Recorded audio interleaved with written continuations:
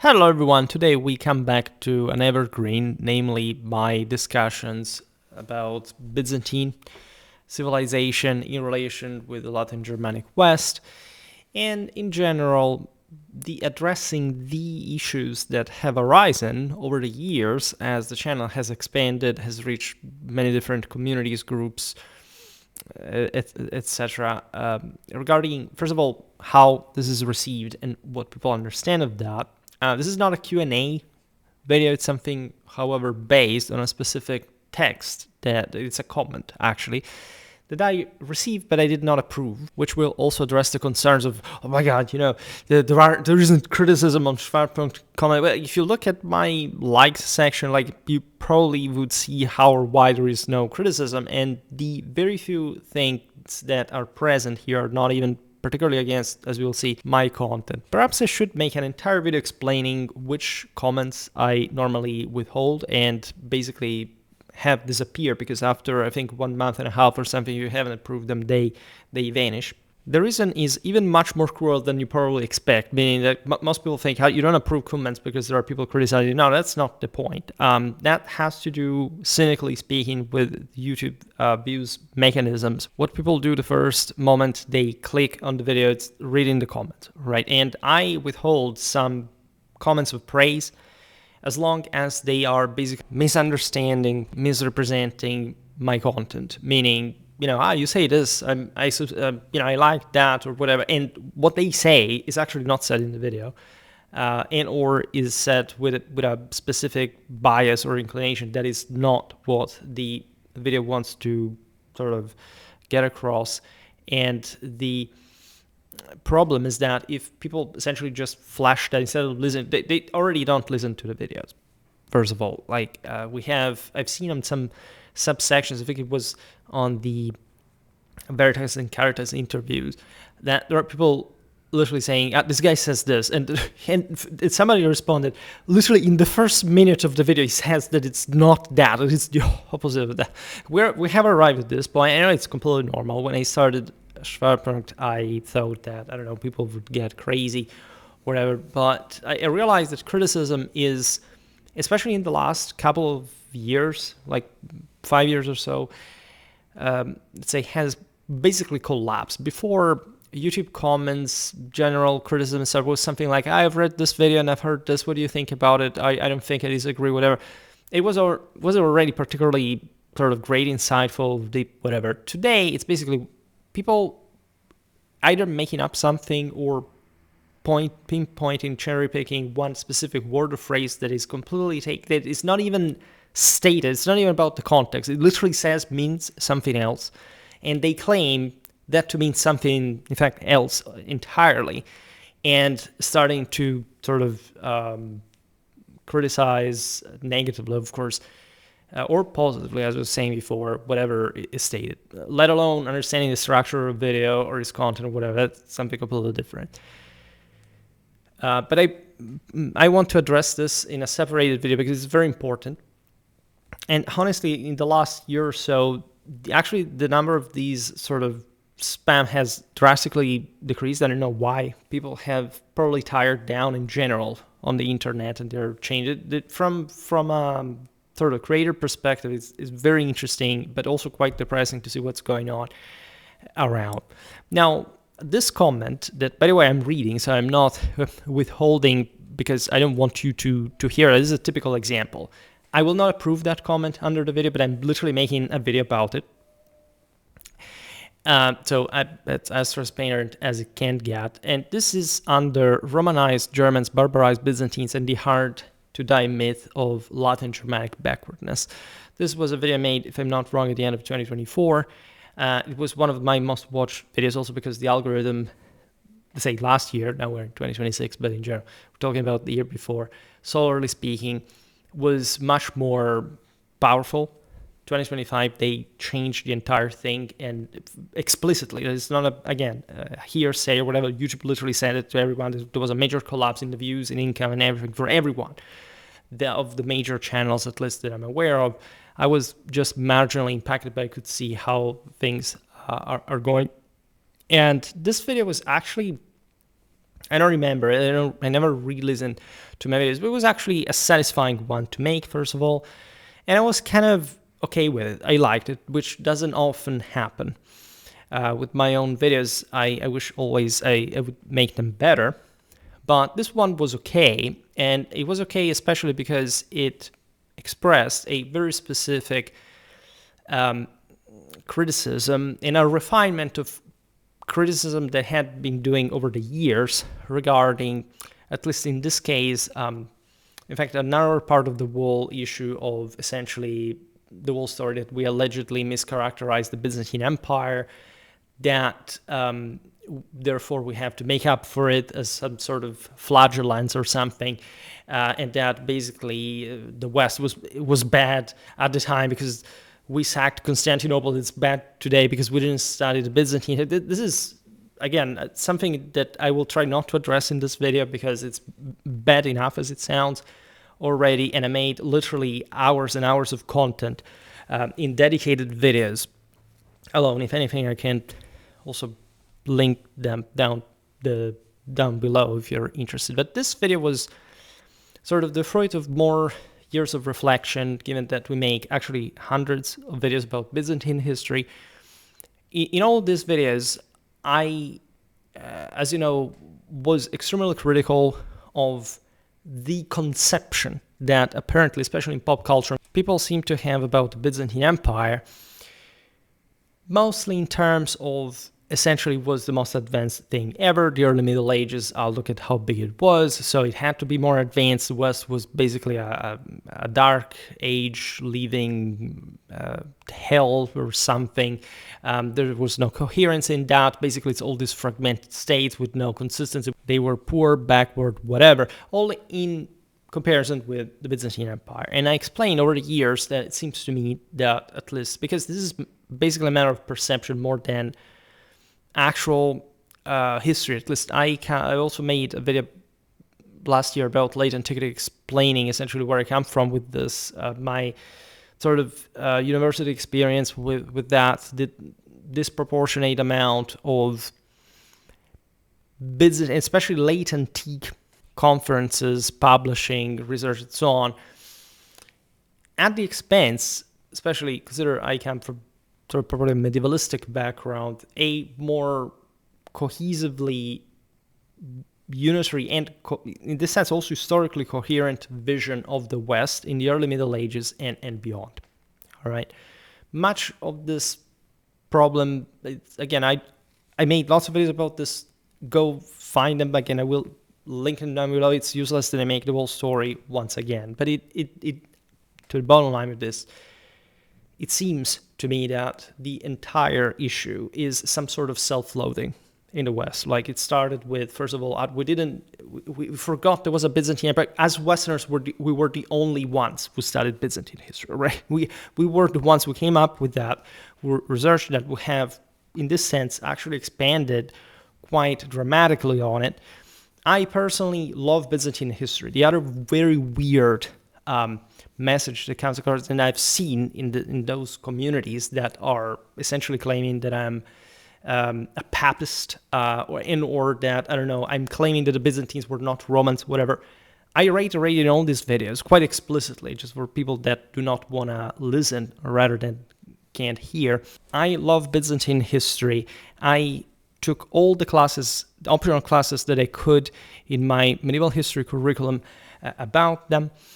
And especially which is explicitly denied. This is pure, again, distortion of my entire message, that I would have allegedly denied the fact that they were Roman, right? And that their entity was properly that, and that not just they called themselves like that, but there was, of course, a legitimate claim to the idea that they were the same Roman Empire, continuing, especially in a statal sense, which is still valid, as we will talk about this, even were just the only factor involved, which is not, even for the same Byzantines, but that in this sense is very much legalistically singled out, as if the West had basically made up the notion that there could be another empire in the West.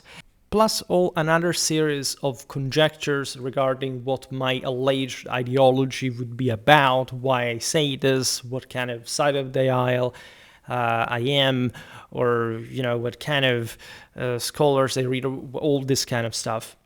And I totally understand if you don't get it, right? I totally understand if you've never heard the stuff before. We'll try to explain this further today. I totally understand it if you don't have time to listen to 6 hours of videos on the subject, if you haven't properly entered the broader, say, dialectical context of my work, which is big, and it has covered really a lot of all these topics in pretty consistent depth compared to almost anything that has been done on YouTube so far. If anything, just out of the sheer volume of content, but especially because I get into the specifics of this that are where people get lost, because again, they want the cheap, superficial, quick thing. Again, people not just don't read anymore, but they also don't listen. And that's a problem. Like, if you want to make up an idea, at that point, you are the one who's basically started to venture into fantasy rather than some kind of proper research, even of my own content to begin with. So I will leave aside mischaracterization, misrepresentation of my work. I don't care about that.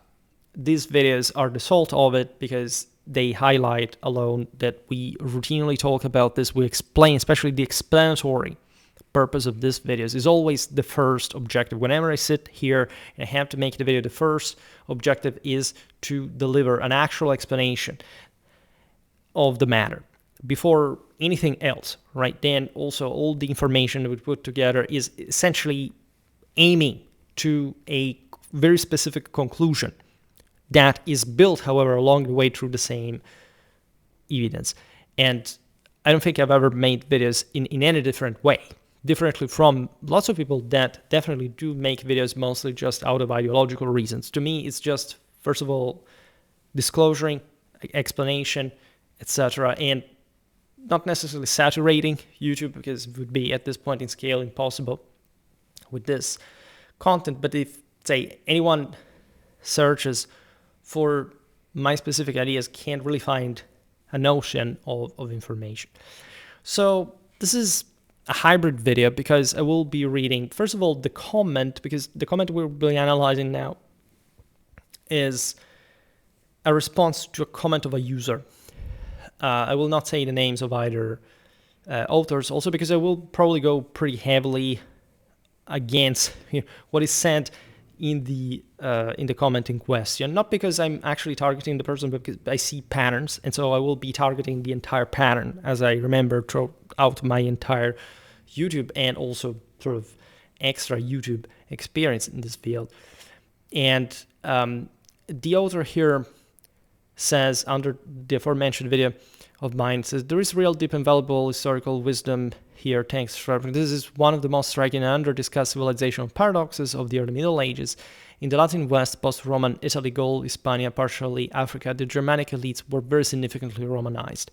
In the Byzantine Balkans and large parts of Anatolia, especially Inner Anatolia and the Danubian provinces, the opposite process took place on a massive scale during roughly 580-750. The quote-unquote Roman Empire par excellence underwent large-scale de-Romanization/barbarization of its European hinterland, while the quote-unquote barbarian West experienced a strong Romanization of its new elites. The Latin West really did become the main heir and continuator of Roman universalist imperial ambition. So this comment gets, in general, the thing right? The very last, because it's a very harmonic comment. It may be AI generated. Here the author says, basically explains one of the main topics of the video, that is mostly like a matter of as per title, by the way, the Romanization of the Germanic elites and the barbarization of the Byzantine ones. And the last phrase is more contentious, but still it can, if we have really to attribute the palm of Roman legacy, right, I would say that definitely by the High Middle Ages, the Latin West did really become the main heir continuator of the Roman Universalist imperial ambition. If you don't know what I mean by High Middle Ages, it's basically from the time of Charlemagne to more or less, I don't know, the age of Frederick II of Hohenstaufen, so in between that. And of course, it starts with Charlemagne. It's not I'm not making up the chronology. It's the one I use to scan the various medieval subsections chronologically, but it also, unsurprisingly, has to do with the Romanation, Charlemagne's coronation, and so on. So, again, I will not make any names, and I will not comment on the first comment that sort of makes sense overall, because it seems like a summary of my intuition. In that video, I explain why I also got to the conclusion that, of course, the West did acquire a greater imperial Roman legitimacy and authority compared to the Byzantine East at some point, and in many ways also in the moment in which managed to conquer Constantinople. And here already we could point out some paradoxes, but again, I want to concentrate on the comment. Perhaps we will pick these reflections up even throughout this. All right. And so this is a very fresh comment, by the way. It was here. I pasted and copied it from 9-10 hours ago. It says here. It says, and okay, let's present this comment first before we read it, because this is basically, and that's why I'm making this video, the prototype of the radical bias existing within what should be allegedly neutral / accurate historical representations that instead are completely rigged in disproportionate favor to a Byzantine perspective at the specific detriment and basically smear of the Latin Germanic West. These are also strange comments because they take their own time to write something more articulated than the others. This is one of the very few instances in which I don't consider this satisfactory. First of all, the criticism is not directed to me here. It's more like, as we'll see now, a standalone comment that basically tries to act as an alter ego to the aforementioned comment we just read. But they are strange comments. I don't know what kind of title we'll give to this video, but I was thinking about something, the psychological motivations behind, you already know what I inserted, but behind this sort of overstatement of Byzantine civilization in general, and especially in relation with the West. Because, by the way, these topics are never like, okay, let's compare Byzantine civilization with the Islamic one. Now, they're always sort of internal, self-sabotaging things within the West itself. You could argue, well, but you are the first one who said here who was the stronger, whatever. Yeah, but I'm also not making the case that there can't be some broader comparison. I, as you know, covered really in hundreds of videos medieval Asian history. We talk about Africa at times and so on. So it's not like we are completely detached from the world. It's not like Schwerpunkt has, regardless of the videos that pump up more frequently because they get more views and YouTube shows you only those ones, I have an overwhelming, again, amount of videos on those other cultures. And I don't even treat them like, oh, look at these guys, they sucked. But apparently, again, people think that if I make a point in favor of Latin Germanic West as opposed to the Byzantine Empire, even in early and high medieval history, this is somehow some form of edgy, extremistic, radical take, papism, this guy hates the Byzantine, he denies their Roman. So it's also inherently paranoid thinking, given that we can't enter the psychological dimension, because first of all, like, if you're confident about your own beliefs, you should be able just to understand my own and framing them into an accurate light that has basically never happened in my entire YouTube experience. Secondly, my YouTube experience itself has provided me with this dramatic sort of illumination, namely the fact that the way people engage with history, especially online in these spaces, has nothing to do with history. It's basically a personal story, right? It's about getting attention, control, recognition, I don't know what, right? All for reasons that seem to be completely uninterested, even in the historical criticism, debate, whatever. That they're not there. They just don't care, and we should be honest about this. And so I will now just read the comment per se. Again, I don't have anything against the author of this comment. I think I'd never seen him around. There are lots of people coming and going normally. YouTube channels. My channel is not, particularly famous or getting lots of traffic, but I don't know. We are now 30,000 more, and growing. So we're getting those millions of views.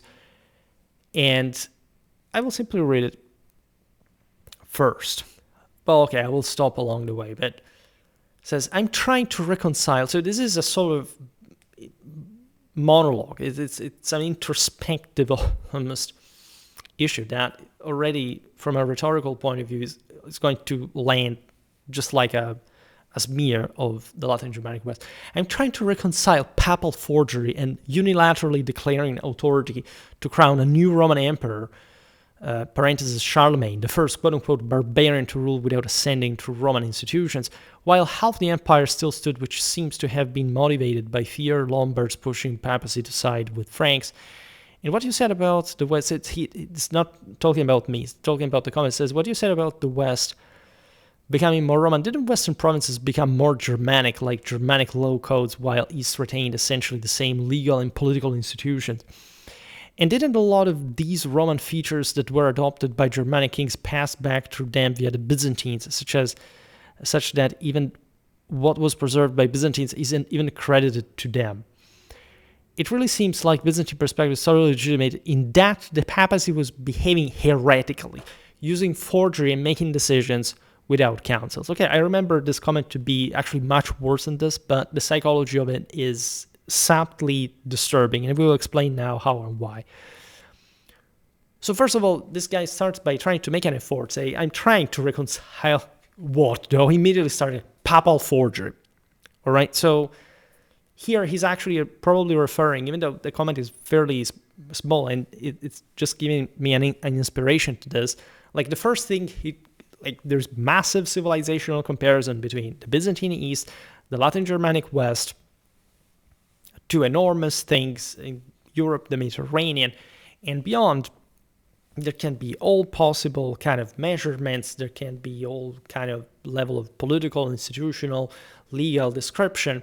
This guy narrows it down, and first and foremost, to such a thing like papal forgery. I presume he's talking about Constantine's false donation that, frankly, was actually created within a provincial ecclesiastical context, as many forgeries were being done, including the Byzantine Empire, to motivate this or that legitimacy prerogative of, in this case, the church, and there also through the Roman hierarchy, that I would like to stress is a hierarchy, right? Notice that in none of here the term heretical is thrown around, but there is no mention of, for example, the relation that we will see now between the church and the empire, historically, what canon law was expected to be, but also theologically speaking, what the relation between the universal powers was expected to be, and the establishment of a veritable Western church in the factual practice, even predating the Great Schism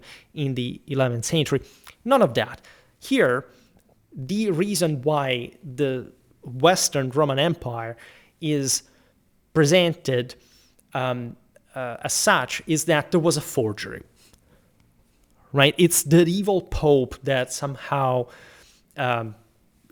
fabricated the fact that they would have some level of temporal power. Here it's mixed. I'm even just assuming, because I don't know if he's referring specifically to Constantine's donation as a forgery, by the way, unveiled by a papal humanist in the 15th century without any problem, simply because that alone had been used to back Roman prerogatives in the historical way medievals operated, but not because it was central. In fact, in the 15th century, it didn't change anything, not just because there wasn't a Byzantine Empire anymore, but literally because that had never been the pillar on which the actual legitimacy of the church had been even just practically, factually, and even at the time solely or even majorly founded.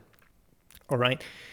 So I'm trying to reconcile papal forgery. So yeah, let's reconcile this deep issue. Like it's really that reason, that evil, twisted, ideological extremism of the terrible popes that forged, some privileges that, because that no other power at the time was uniformly creating just as a basic norm in the establishment of universal prerogatives, territorial control, whatever. Forgeries, no, it's just a terrible papacy, naturally, obviously. More of this later, by the way, about the Pope. And even still, the evil Pope realized this. It's all about the Pope. Like, you immediately understand it's all basically coming from an quote-unquote, papistic perspective, and unilaterally declaring, oh my God, they did it unilaterally. They didn't summon the United Nations. Oh my God, what a terrible thing. Unilaterally declaring authority to crown a new Roman emperor, right? So what a terrible thing, right? The Pope one day woke up in the morning and decided that he had to crown a barbarian, it's here in parentheses, Charlemagne, the first quote-unquote barbarian to rule without ascending to Roman institutions. Aside from the fact that there were other barbarians that had come to rule through Roman institutions, not to the very top, but still also in the Byzantine world, frankly, from provincial dimensions that were all but specifically elevated compared to what the Germans had been historically doing by this point. So that's also something that you may want to appreciate. But again, this is the point. You decide was barbarian, was not. My video was in particular observing this, that the West overall, including the Romano-Germanic one, especially by the time of Charlemagne, was much more civilized than most of the Byzantine East. And I'm talking properly interland populations. It was said in the comment even before that essentially aside from the Aegean coastal, essentially thalassocratic dimension of Byzantine civilization, dramatically overlapping with the classical Hellenic one, the Byzantine imperial hinterland was pretty scarcely developed, right? I don't know how to stress that. Again, I made multiple videos, including the ones these comments, the very one these comments are coming from. In other words, you think that where Charlemagne lived was less developed than, I don't know, the Anatolian hinterland, right, or the Armenian front. I mean, here we have to be, I'm not even here showing you by which measure that is actually the case, and I'm talking, by the way, northern France, all right? There were some levels of Anglo-Saxon institutional development that are superior at this point to great part of the Byzantine Empire had been historically sclerotizing towards something ever more revolving around Constantinople. This is even at, by the way, by the Komnenian era, that is basically where we stop, or 1204, in any case, the same just after that, to see the comparison of what these systems were, right? I will sort of take all the proper time to explain this. The Papal unilaterally declared authority to crown a new Roman emperor. He simply did that, right? As also the clergy had already done, right? Clovis was properly invested by the Gallo-Roman episcopate of the rule of that region, right? The Christian church had recognized Roman authority as such. I made multiple videos that show you how, especially in the early days, of course, the Christian church lived truly within a Roman state. So some of you could say, well, but then, this is still the continuation is the Byzantine one. Well, there is a collapse, right, of Roman imperial authority that brings to the radical shrinking, not just of the whole original, that as we will see now, however, remained largely Roman, exactly in the West, much more than the East had ever been Roman in any sort of meaningful cultural, identitary, and linguistical sense. It's a political, it's constitutional, institutional. There is no doubt about that. But at some point, this is also a very difficult thing for some people to understand. I explained it many times. Here, the entire issue is the papacy presented in the comment, right? And I found in other videos in general the notion that really many people have, even conventionally so, the fact that allegedly up to a few generations ago, some generations ago, or a couple of centuries ago, say better, depending on where you live, church and state would have allegedly been one, or at least they would have not been separated, they would have been united, right?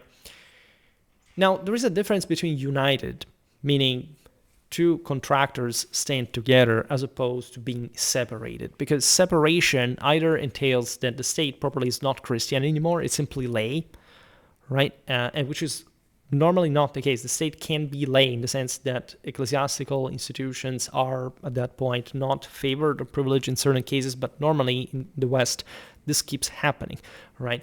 Primarily also if you look at the same Italy and the Vatican state, there are the Lateran pacts dating to the time of fascism and so on that also show you that. But in general, like in a strictly metaphysical, theological, philosophical, ecclesiastical sense, the church, right, and the state are by definition separated, right? The greatest mistake perhaps that is even made is to presume that church and state the religion and state were separated in Roman times. In Roman times, religion and state were one by definition. The entire reason why Christianity came around is that emperors were declared sort of disqualified to some extent to claim divinity for themselves because the empire was crumbling, right? The church comes around and actually helps the state fixing this, right? They take over certain social welfare sphere.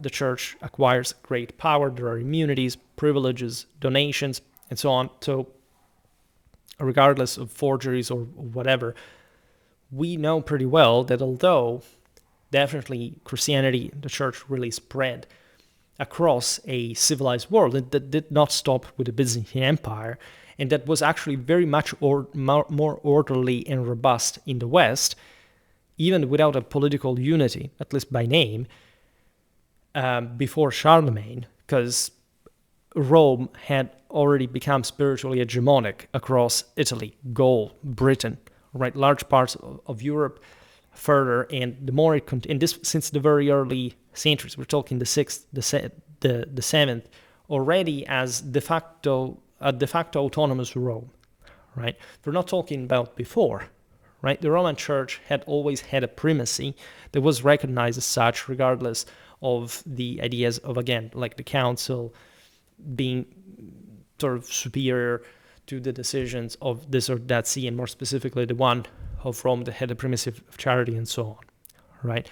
So the matter of declaring which authority was fit or not to rule, regardless of what this comment states, was already inherent, the most fundamental relation between the church and the state, right? The church did not magically spring out from the Roman Empire. At some point was legalized, and at some point the Roman state decided to become Christian, and they were just basically manipulating the church into doing whatever they wanted. This never happened, right? And the reason actually why even people like here in the comment seem to believe that was the case is because largely, and this is my overwhelmingly strong suspicion to say the least, have literally never heard or cared about, let alone studied, the history of Western Church, ecclesiastical history, the evangelization of Europe, and not such topics like, I don't know, why who did smash the idols, whatever. We're talking actual ecclesiastical history, right? If you have an idea of how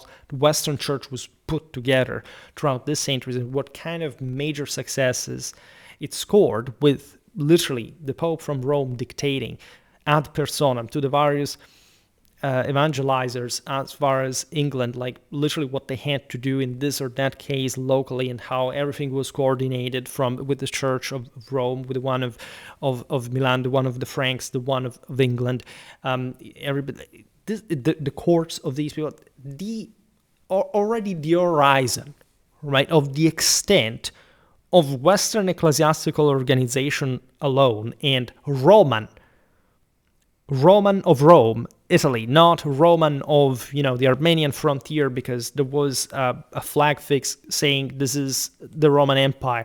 I'm talking actual Romans, right? Actual Italians, Gauls, Spanish, all right?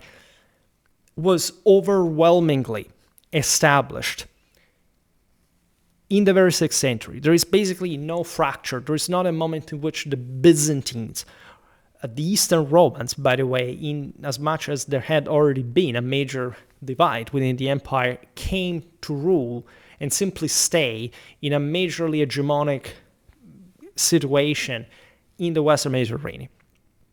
All right, the situation in Italy itself immediately deteriorated because of the Lombard migration that won over the Italian population. We're talking also a pretty big sort of population. Another issue that people have apparently is that they have always to downplay the number of inhabitants in the West, right? It's always the catastrophistic figure, the lowest possible end whatsoever, which is I've never heard being made or debated for, the Byzantine Empire or the Levant or whatever. No, it has to be the catastrophe of the disaster of the West for some reason, right? We still have this emotionalistic kind of approach to history, like, oh, we have to depict this as not just the Dark Ages, that is the obvious thing, like, of course, most people are aware of not having quite existed, but probably the catastrophistic sense that the West at some point had collapsed, right? Not stressing the overwhelming continuity that we continuously, in fact, increasingly find out archaeologically, historiographically, in particular in the West. And I'm not talking just, obviously, the most sort of core Mediterranean areas, some of which were still admittedly controlled by the Byzantines, but not their interlands. There's a radical divide. Remember that, because the Byzantines did really stick to a Greek level of control. Coastal cities, they didn't care about the continental interland, right? Nor in the West, nor in the Balkans or in Anatolia, right? To them, it was about controlling the city. It was a reasonable issue, but it's completely different from how the Westerners did this. The Westerners at this point, with Gregory the Great, with Saint Benedict, wherever the mechanism happened, whether a person existed or not is just a geographical, did engineer the Latin Germanic continent in ways that the Byzantines never displayed any capacity or interest or will to in the East. Right? It all worked in a completely different dimension that already by itself should tell you where this was going to end. All right? Because I don't want to digress here in terms of political strategical control. How did people could claim, like, that belongs to me, for example. Another mistake that it seems to me happens in pop culture, looking at maps and saying, oh, look, there's this big purple blob. Look, it's a Byzantine Empire. It's so big, without even realizing that half of that was not directly controlled. And I'm not talking here like, in a vassalitic relation or whatever, literally other people's inhabiting that. And mostly just revolving around the empire, not being quite absorbed or even necessarily identifying with that at some point. This is typical, especially of the Balkans, but there were some populations in the Anatolian interland that for a long time had remained fundamentally something much more primitive that, like look at the Isaurians, that this is early on, but I'm making the comparison with the Illyrians, for example. Like the Illyrians were much sort of, in all their primitivity, were much better connected and willing, for example, to protect the empire than say, even a population like the Isaurians could or would, right?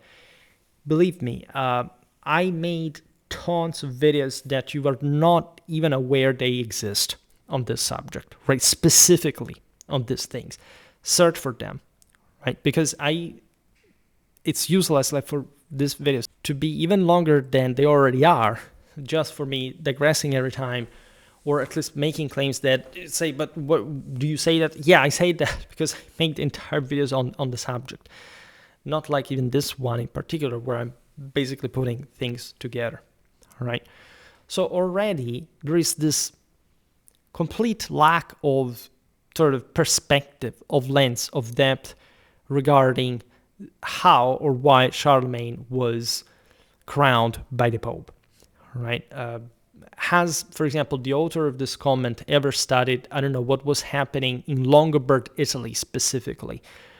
In terms of literally territorial control, right? That's I'm not even talking about this person. Again, I don't have anything about this author. Maybe he knows. I don't care. That's not the problem. But I mean, any person wondering this, and you should ask that yourself, has ever studied, for example, the level of statal development of the Longobard kingdom and what kind of role this had also in the later Carolingian control of Italy at the expense of the Byzantines that had already basically failed to control the peninsula as a whole, as a major regional, and in this sense, internal, innerly continental dimension, where Rome also stood historically, not because, again, not considering the Longobards as some random barbarian accident invasion, but a radically and civilly advanced kingdom, the greatest power in the West in the 7th century before the recompaction of Carolingian power,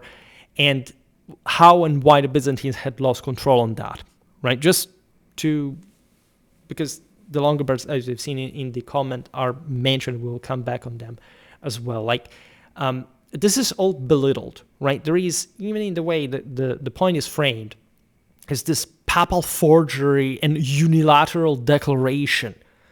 It's not because the West as a whole, and in that sense also Rome, was expressing a spiritual autonomy and major, in fact, universal capacity. Look at Charlemagne's empire to resurrect a level of imperial power that had never been seen in the West since the time of when the western half existed, in fact, or even more for that matter. No, that's not the point. It's the papacy, right? I understand that the point is saying, well, the papacy should have not called Roman this or that, because the topic, as we'll see now, is, who was more or less Roman, because it's responding to that dichotomy that the previous comment had set, right? But here, in the way it's done, everything is made just to shrink any basic kind of legitimacy of the West, and basically putting the Byzantine one in the best light, as if, in the West nothing was happening. It's just these crazy popes at some point decided to, they unilaterally, this every time I hear the term unilateral, it's normally from second or third world countries that are trying to claim that basically that there's the evil West that is trying to strip them of their own independence, as if lesser people had any right to self-determination, and we are supposed to feel sorry for that, right? And it's because they had popes really put this great effort in fabricating a forgery that would declare their authority to crown a Roman empire. That's not how political relations at this point worked. Right. First of all, the Byzantines had completely fucked up in Italy. They had already been expelled. At this point, the papacy, the Longobards, the Franks were already dealing with their own matters in the West without whatever Constantinople thought about this. This is notorious. If you have an idea of what happened, especially after the Longobard conquest of Ravenna, that largely happened it's almost like in a communal dimension. It's not like you can say that Byzantine Italy had much in common with the rest of the empire, by the way. The Byzantines did not properly already exist in the mindset of the Westerners, right? They were there. The papacy, if anything, was more concerned with Constantinople because it was an incredibly sort of good option, to make leverage here and there. Rome had its own centrality. We all know that this double playing was always there, right? And this is actually a proof of civilizational capacity to be able to exploit such things, the two Roman empires from one side and another. But to presume that at this point, because that's the picture that emerges, if you think about it. Words are important. This thing is just 10 lines long, but you can't get all the sort of perspective distortion of the period in this admittedly short description that was not aiming at making anything more comprehensive, but already shows an skewed and biased version of the story in favor, not just of the Byzantines per se, that again had their own reasons and their own logic. We will be talking about it later, but that is also skewed in favor of some sort of Western evil, or illegality or something terrible that whatever was happening, right? And, excuse me, if Charlemagne could simply march into Italy and take over in fact, the second largest power in the West and assert its rule and maintain the same Italic kingdom that was, again, much more sort of socially and politically thriving than whatever the Byzantines had in terms of local wealth or political autonomy or whatever. No, it doesn't matter. They were barbarians, right? This was not the place with the highest level of literacy in the world. It was not the level with the highest per capita wealth in the world. It was not the place with the highest level of urbanization. Now, of course, no. It was something. It was an accident. It was nothing. Also, the great Atlantic plains of the Transalpine world, well, they were just, I don't know, they were small, were nothing. The Franks had taken over these places by chance. It's not a great... Do you realize what was happening at the end of the 8th century in Europe and the Mediterranean, right? Do you realize what kind of power Charlemagne held, even in connection with the Abbasids, for example, in a also counter-Byzantine function? What kind of military power? And so the practical side of the imperium, literally, was necessary in order to take over Italy, to destroy the Avar Khaganate, to conquer Saxony, right? To secure the frontiers, to further develop, by the way, some of the richest regions in Europe to begin with. Never mind, right? It's, the popes were just some strange people who did things for forging, because they like to forge stuff, right? And that's how no other place did anything, because like the West did not have much of a cohesion and a church or any right to an imperial authority, capacity and military accomplishment. That does not exist, right? Charlemagne did not really, it's not really important that he controlled everything from Catalonia to the Elbe, or from Brittany to Benevento. It's an accident, right? I don't know, somebody can say I'm being a bit here jerky, but in general, I'm not really smearing, again, the author of this comment, because I'm going further than that, right? This guy, when he was writing this, he was not even thinking about this, all right? So I don't want to be an a-hole towards him in particular. I'm sure that he can have fun with this video, but in fact, I'm not even telling you who he is. I already haven't approved his comment, so that's enough, normally. Again, you want to appreciate that, and I would like to stress in this territorial comparison that, again, the Byzantines were a power to be reckoned with. Like the Macedonian dynasty was no joke in the 9th century. There was an important level of reconquest, also in southern Italy. There were some interesting things going on, but let's be honest, again, the Byzantine Empire at this point is mostly a regional or bi-regional power, right? You have basically just the Balkans and Anatolia. And yes, there are other offshoots, there is southern Italy, whatever, but most of these are connected through essentially coastal means, and in this sense, not the massively, extensively, continentally extended Latin Germanic Empire, right? There is not a hole in the West where you say, oh, well, but this area was, I don't know, not civilized, was at the level of Serbia or at the level of the Anatolian hinterland. No, they were all pretty well sound populated, fairly homogeneous. I mean, there were important divides, but there was not a hole of power in between. There weren't rowdy barbarians kind of still absorbed in, or at least normalized in a merely subjected sense, with Constantinople sacking off all the capital, sacking off all the resources from these peoples. The West was a truly vivacious, polycentric system that did not choke, unlike the Byzantine Empire, local autonomies. Some of you can argue legitimately that the Latin Germanic institutional development was much slower, but it also would turn out to be more successful, and not doing so, at the peak of Western power that was essentially in the feudal age of, for example, the communal autonomies, all right? It was a much more layered, and in many senses, you can say sophisticated because it had been pre-planned, all right? But it was still more capable, more powerful. It doesn't matter whether France and Germany were two separated things. The Italians were from one side, the Sicilians on another. The Spanish had their own kingdoms, the English across the Scandinavian. This does not matter, right?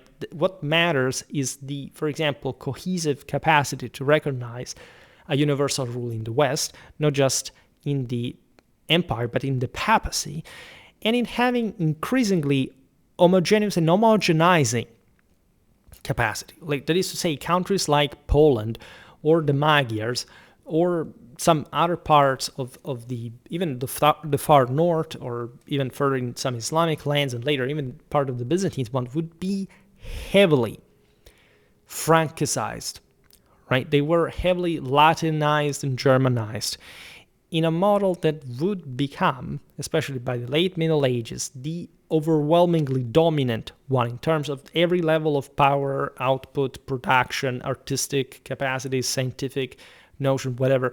We will talk about this now. You can't simply say, well, okay, it was nothing already by 800 AD, right? For some reason, this system had no claim or declaring an imperial authority as a Roman reality. And we will talk more also about what we mean by Roman in this sense, which is not the usual, okay, the Byzantines again call themselves Roman, who were the Romans and what kind of legacy in this Roman title in the West really meant. So the comment, see how many things can be squeezed out of the way just you phrase something. This thing again of Charlemagne I, barbarian to rule without ascending through Roman institutions. This is also like, did Romulus require an institution to found Rome? Like, myth aside, legend aside, do you think that a Roman from Rome in the 4th century BC actually would have been more sympathetic towards a Constantinopolitan model or a Frankish one? Of course, it's sort of an absurd question. They could have never known, but we could have also never asked them. But in general, how do you think that a tribal feudal Roman aristocrat, an oligarch, I made an entire video explicitly titled Feudal Rome, looking at essentially pre-Camillian era, would have seen the affirmation of the imperium, right? Which is more important in this sense even than, you can't say even more than Romanity, because arguably the Romans had already decided they had to conquer the world. And by the time of Charlemagne, in fact, Romanity had been properly affirmed as the metaphysical ethnicity of any universal emperor, which is something that the Constantinopolitans themselves believed quite strongly, so much so that they called themselves Roman for a reason, all right? Do you think that the way power was held in a legalistic, diplomatistic, sort of institutionalistic, politicistic fashion, like the Byzantines claimed, their own exclusivity, basically on level of subtle continuity, would have been more sympathetic to the Romans than the Frankish model, right? The idea of recognizing power among the free of the rulers by the freemen without imposition from the top, but just the recognition of that power in arms, right? Because also, for example, the Longobards behaved in the same way. What do you think the early Romans would have actually had more sympathy towards, right? I'm not claiming that there was no imposition of power in the Carolingian world. Not claiming that. You shouldn't, ring the Byzantine bell for, seeing if also that was happening or not, as we'll see now. Also, and especially in terms of ecclesiastical matters, because there is a reason also if you alienate Rome from your own dominion, given that you are allegedly a Roman emperor, by the way. And all this after a reconquest that had partially, in the moment, been successful in reacquiring direct control of Rome, that in this sense was never even conquered by anyone. Okay, the Franks in the the 8th, 9th century de facto occupied Rome, but the Longobards didn't, for example. But still, the Pope was much more. Here it said that, I don't know, the papacy feared the Lombards. Actually, the papacy was also allied with Lombards for a consistent amount of time against the Byzantines, I would like to stress. By the way, so if we really want to speak of motivations and how or why that had come about, it's not just like some random, the papacy feared the Longobards, also in absolute terms. There were pro-Longobard and pro-Frankish factions in Rome, right? The pro-Frankish won, and so at some point, like, the papacy called the Franks, but first, it's not like the Franks would have been sitting ducks in the north forever, right? You gotta appreciate that, of course, the Carolingian Empire happened because, as in Frankish history happens, like, there is the recompaction of power when your brothers died and you could seize sole power.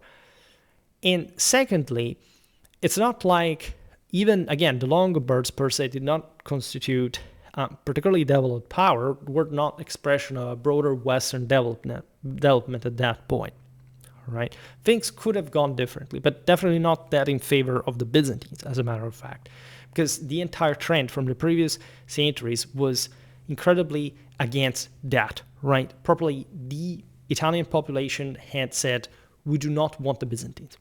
All right, and these were the actual original quote-unquote Romans in any sort of meaningful ethnocultural sense, right? Linguistic and so on, while the Byzantine East was ever more distant from that, and not just in actual form, because it's also a myth, really, that there was this absolute kind of fixed definition of Romanity as univocally also, at least in all the various titles in the original ones, etc. The Byzantines did pretty strange things in terms of their own official titling at different times of their history, also favoring more truly Greek titling at some point in a relatively innovative way, also from Roman times, but even probably in the very concept of those titles and offices. I discussed this, and I remember which video, I think it was the introduction, some other introduction to Byzantine history. I will post all this down below. You can check that out in 2600 videos.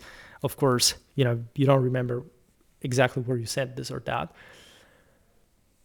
So, again, no, it's papal forgery and unilaterally sort of declaring authority. Yeah, that's the problem. The West was doing nothing. It's basically like, we must think that the Byzantine Empire or anything that claims to possess has to be absolutely Roman, and nobody else outside can be Roman for no reason whatsoever, right? Let alone having an imperial power or auctoritas, right? Or capacity of defending, of protecting, of issuing laws, of having, justice served or whatever. These are the pillars, the backbone of a secure, of a stable society and civilization. And northern Italy, northern France, with such primitive places, that surely the Balkan or the Anatolian hinterland was so sophisticatedly advanced in comparison. It wasn't.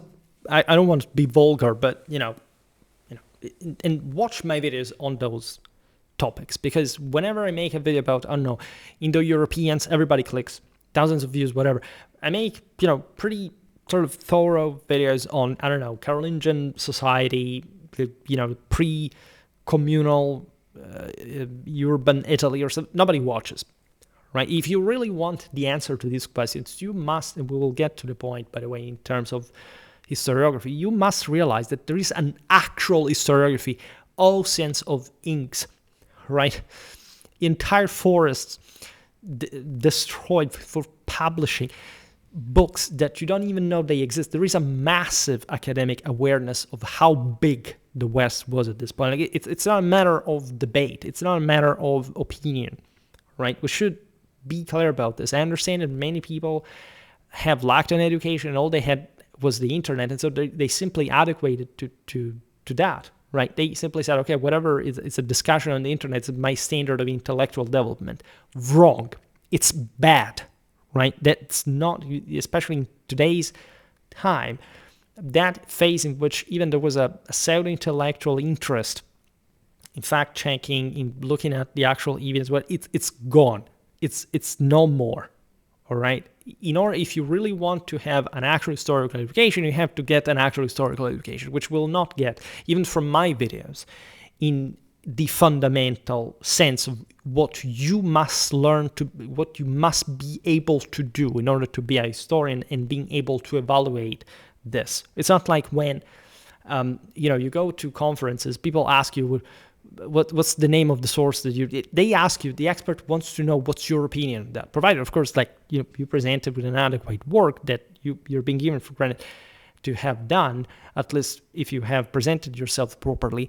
But after that, what the expert wants to know is the opinion of this guy who has been into that damn thing, because that's way more valuable than any citation or any that he has already done, by the way, because the work is there already. Again, we're more or less aware of also, as we research, of how much there is about a given topic. It takes a while, right, during, I don't know, a doctoral research or whatever, but say what matters is what you extrapolate from it. We're just about historiography, right? There are certain PhDs that could be made just about the historiography of the topic of the subject of research, right? Not even the research to be carried out. It would be enormous already, right? I will not digress further on this. In any case, the comment continues. We made it the first couple of how many lines are these? Not even 10, there are 9 lines of word Arial, no, times New Roman 12. And so all this was happening in this terrible West. Well, the popes were so deeply involved in forging things, right? I would like, again, to stress what we mean by forgery. I mean, I don't know if you've ever read the false and, in this sense, cleared Constantine's donation, right? By the beautiful Valla's study that was made at the service, at the salary of the Pope for the Vatican.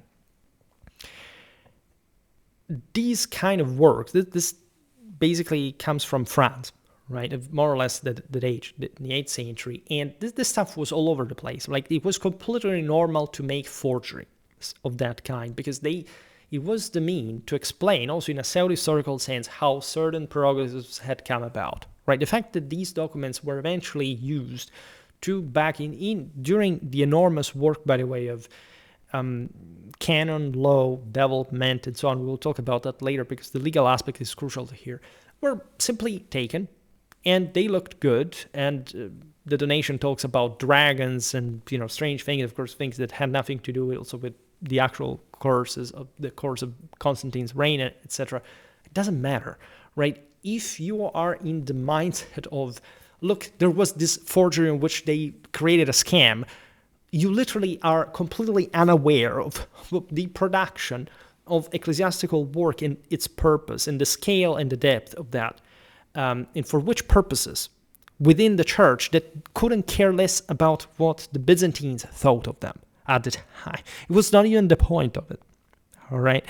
It's something that was used instrumentally to claim something later while the whole backbone was already established. This is perhaps the very best way to understand any, as we'll see later, apparent, seeming rather, contribution that whatever had remained in the East could give to the West in any way.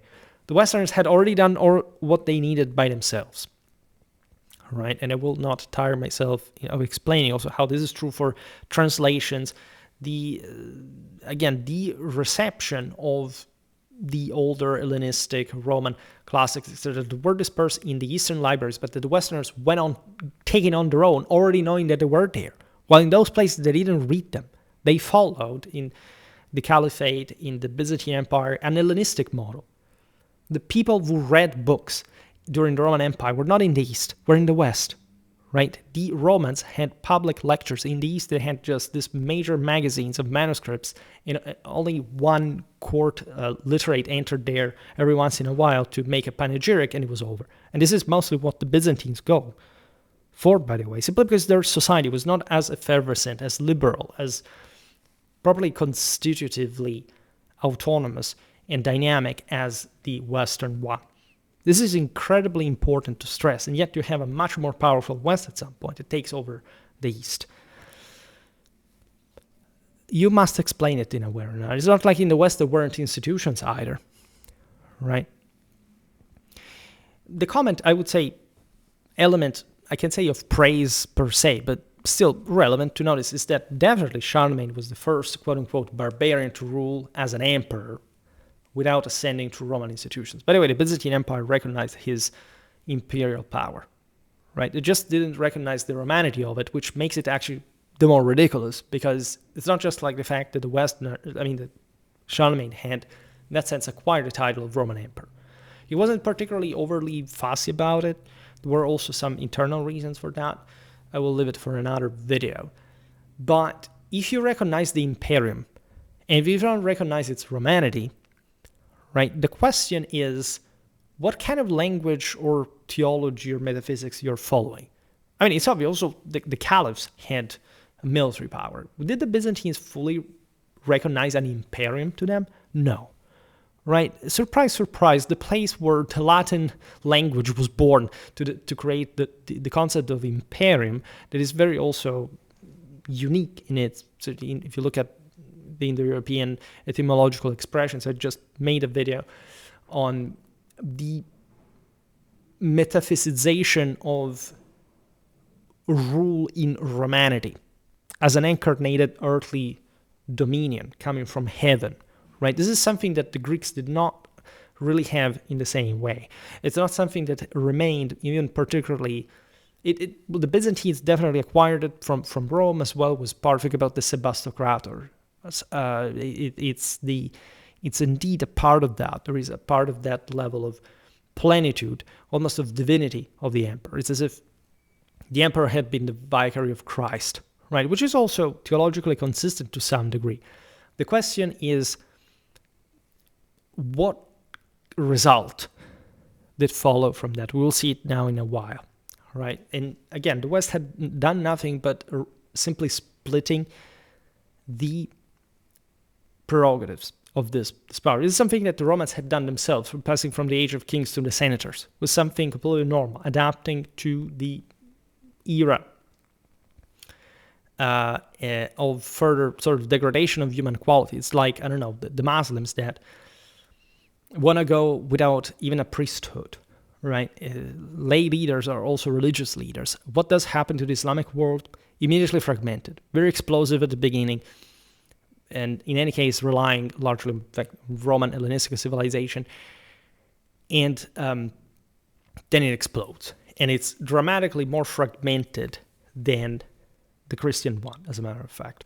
Nobody could simply hold power by saving the world themselves at this point in human history. That's why Christianity had come around. I overly talked this in theology. It's not like it couldn't be possible, but it wasn't possible this time in history. And the West turned out to be the most dramatically successful, as much as, in fact, papacy and empire within the same West went in tandem.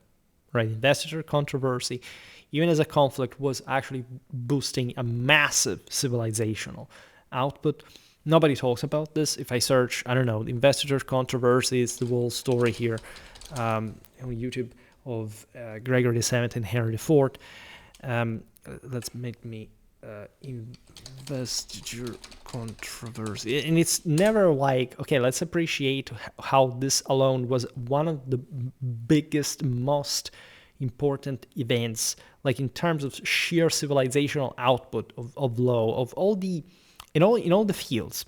We'll talk about the recovery of Roman law, that is quite interesting and unforgiving in terms of Western superiority at that point, in civilizational effervescence compared to the East, where exactly the moment in which Roman, that was in any case the legacy of almost 1 millennium before, right? Because it wasn't just sort of Byzantine thing, it was based on the older. My playlist appears the most because I'm the only person talking about this stuff, right? So here, there's nothing. I'm the only person who actually talks about this in these terms. Well, surprise, surprise, not a surprise at all, unfortunately. And that's the place where we are. I mean, if YouTube is an accurate indicator of the level of popular awareness of these topics, history of law, of institutions, of urban centers, birth of universities, how this will all entwine with the theological and metaphysical vision of these two powers, and also the simple taking off of the West. In all of this, look at the Decretum Gratiani, how that was important for the Holy Wars and the Crusades and so on. The Decretum Gratiani does not make you have viral views, except at the time it was as viral and as civilizationally impacting as it got, and the Byzantines had nothing remotely comparing with that. And probably they didn't even think about that. And it's normal. Again, they had followed different paths, but it was not better at all. It was actually bad. It was the indicator of a major crisis as the empire was going under in those very years, notoriously after Basil II and to the rise of the Comnenians, and even after, where it was essentially all oligarchized and privatized, and Constantinople had become basically the only center of the empire. The other provinces just basically gravitating around it to maintain its okayaka, just Thessalonica being a city, while, the West was booming in terms of cities, of cathedrals, of something that the Byzantines were not doing, I would like to stress, by the way.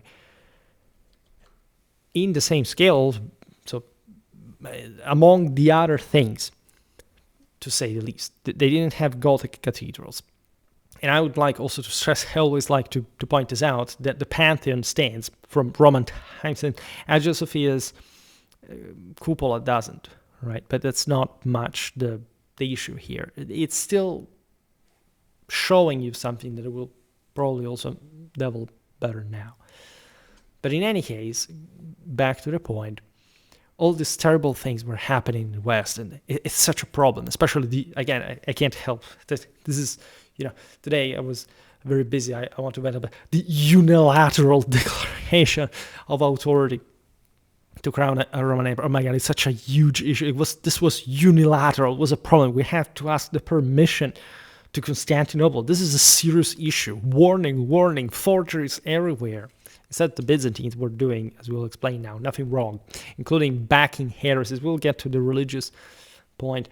Are destroying, confiscating monastic possessions, destroying icons, all this nice, cute little thing. But let's forget about this for a moment. All these terrible things was happening in the West. Last time I digress, while half the empire still stood, which seems to have been motivated. Okay, so the entire point is, okay, all this forgery, unilateral declaration was happening while half of the empire still stood.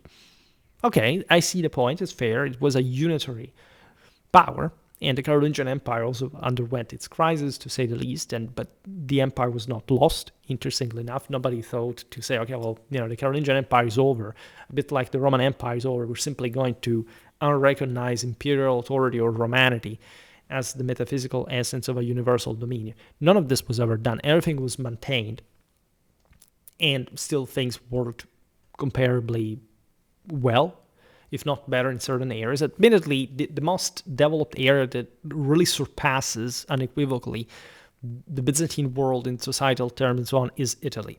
There's no doubt about this, right? Historically, already in the time of Justinian, the largest cities of the empire were in Italy, not even just in the West altogether. They were more present in Italy than in the East. In the East, you had Constantinople, Antioch, Aphrodisias. In Italy alone, you had cities like Milan, like Verona, like Rome, like Ravenna. These were big. And again, yes, I understand that, of course, like Anglo-Danish England wasn't this big much, but still the way it was organized was unitarily understood exactly in connection with the church. Right? Even, I don't know, a Knut the Great that goes to Rome and that recognizes that center still in the 10th and 11th century. I mean, it is big. These were not barbarians. There was not, and they were Northern Europeans, by the way, at this point. They had been barely Christianized, and they were also into their piratical activities, but they were still essentially being civilized through some interesting. It's true that there was an interesting Byzantine influence. We've seen it also in the series about Harald Hardrada. Many Varangians had brought in their Norwegian king's household this idea of sort of more authoritarian enforcement, just like the Sebastocratores did, especially towards the church, because this is the huge elephant in the room.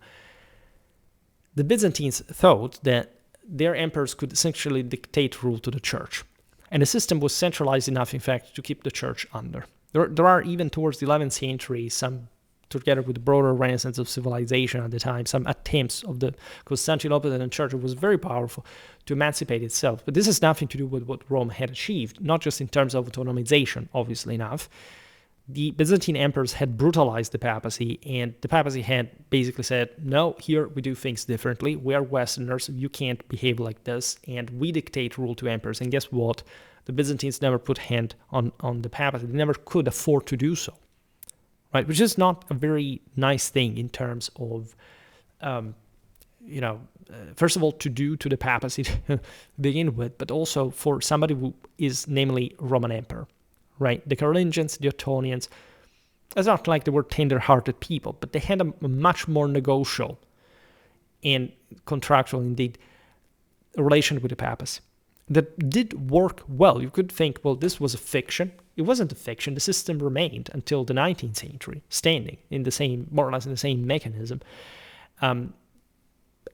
There must be a reason. That is longer than Byzantine history, by the way, I would like to stress. But nobody likes to hear that. In any case,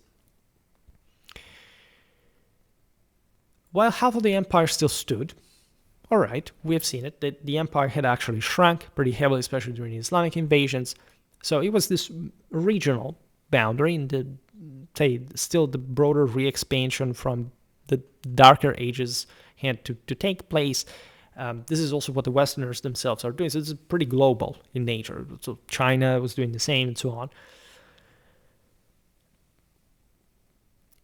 The guy in the comment says, this seems to have been motivated.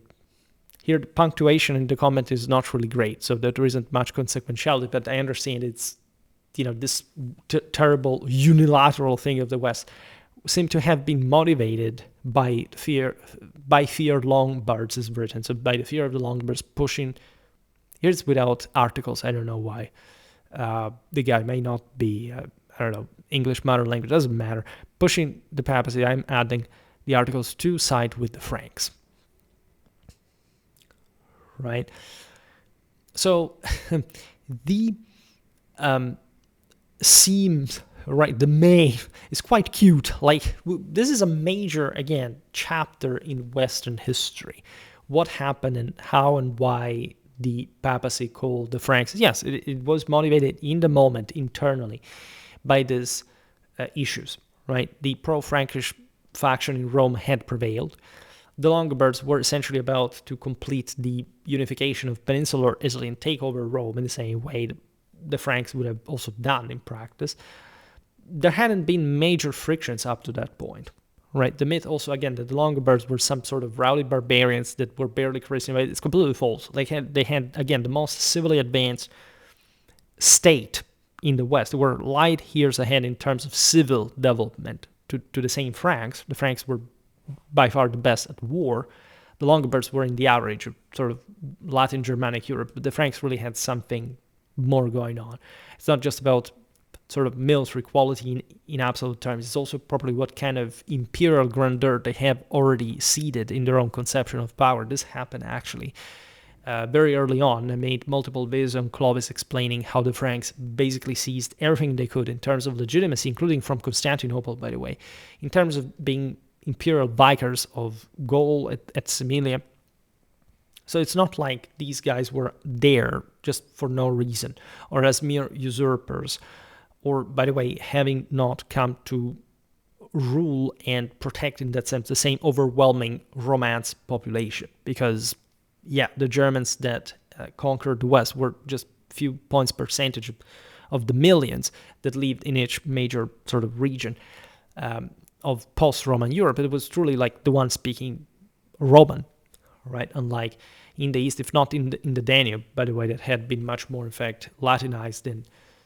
the Greeks, again, didn't historically push in the continent. That's just not a thing. So even don't be tricked by 19th century Victorian mindset. Oh, look, there is a map of the Byzantine Empire. That's a thing. That's like in a video game, like a... No, their power was hinging on much narrower basis already. The Westerners had always had by this point. This is something dating back still to full Roman times. It's not something having to do with the migration era, the fall of the West, and so on. And so again, this forgery, the unilateral thing seems to have been motivated by fear of the Longobards. This was done as a very convenient way to control the Franks as well, and to leverage massive power against the empires as well. And this makes perfect sense. I mean, which power did not constantly aggrandize itself? I mean, literally, the Byzantines tasked the exarchs to go pick the papacy and deport into Constantinople in chain to kill them. Like, these things were done, all right? So you can say, oh, the terrible popes now, oh my God, what a dishonest thing. They crowned a Roman emperor in, a guy who ruled basically the biggest and most advanced part of Western Europe. Well, aside from the Islamic Cordoba. And, that's a terrible thing.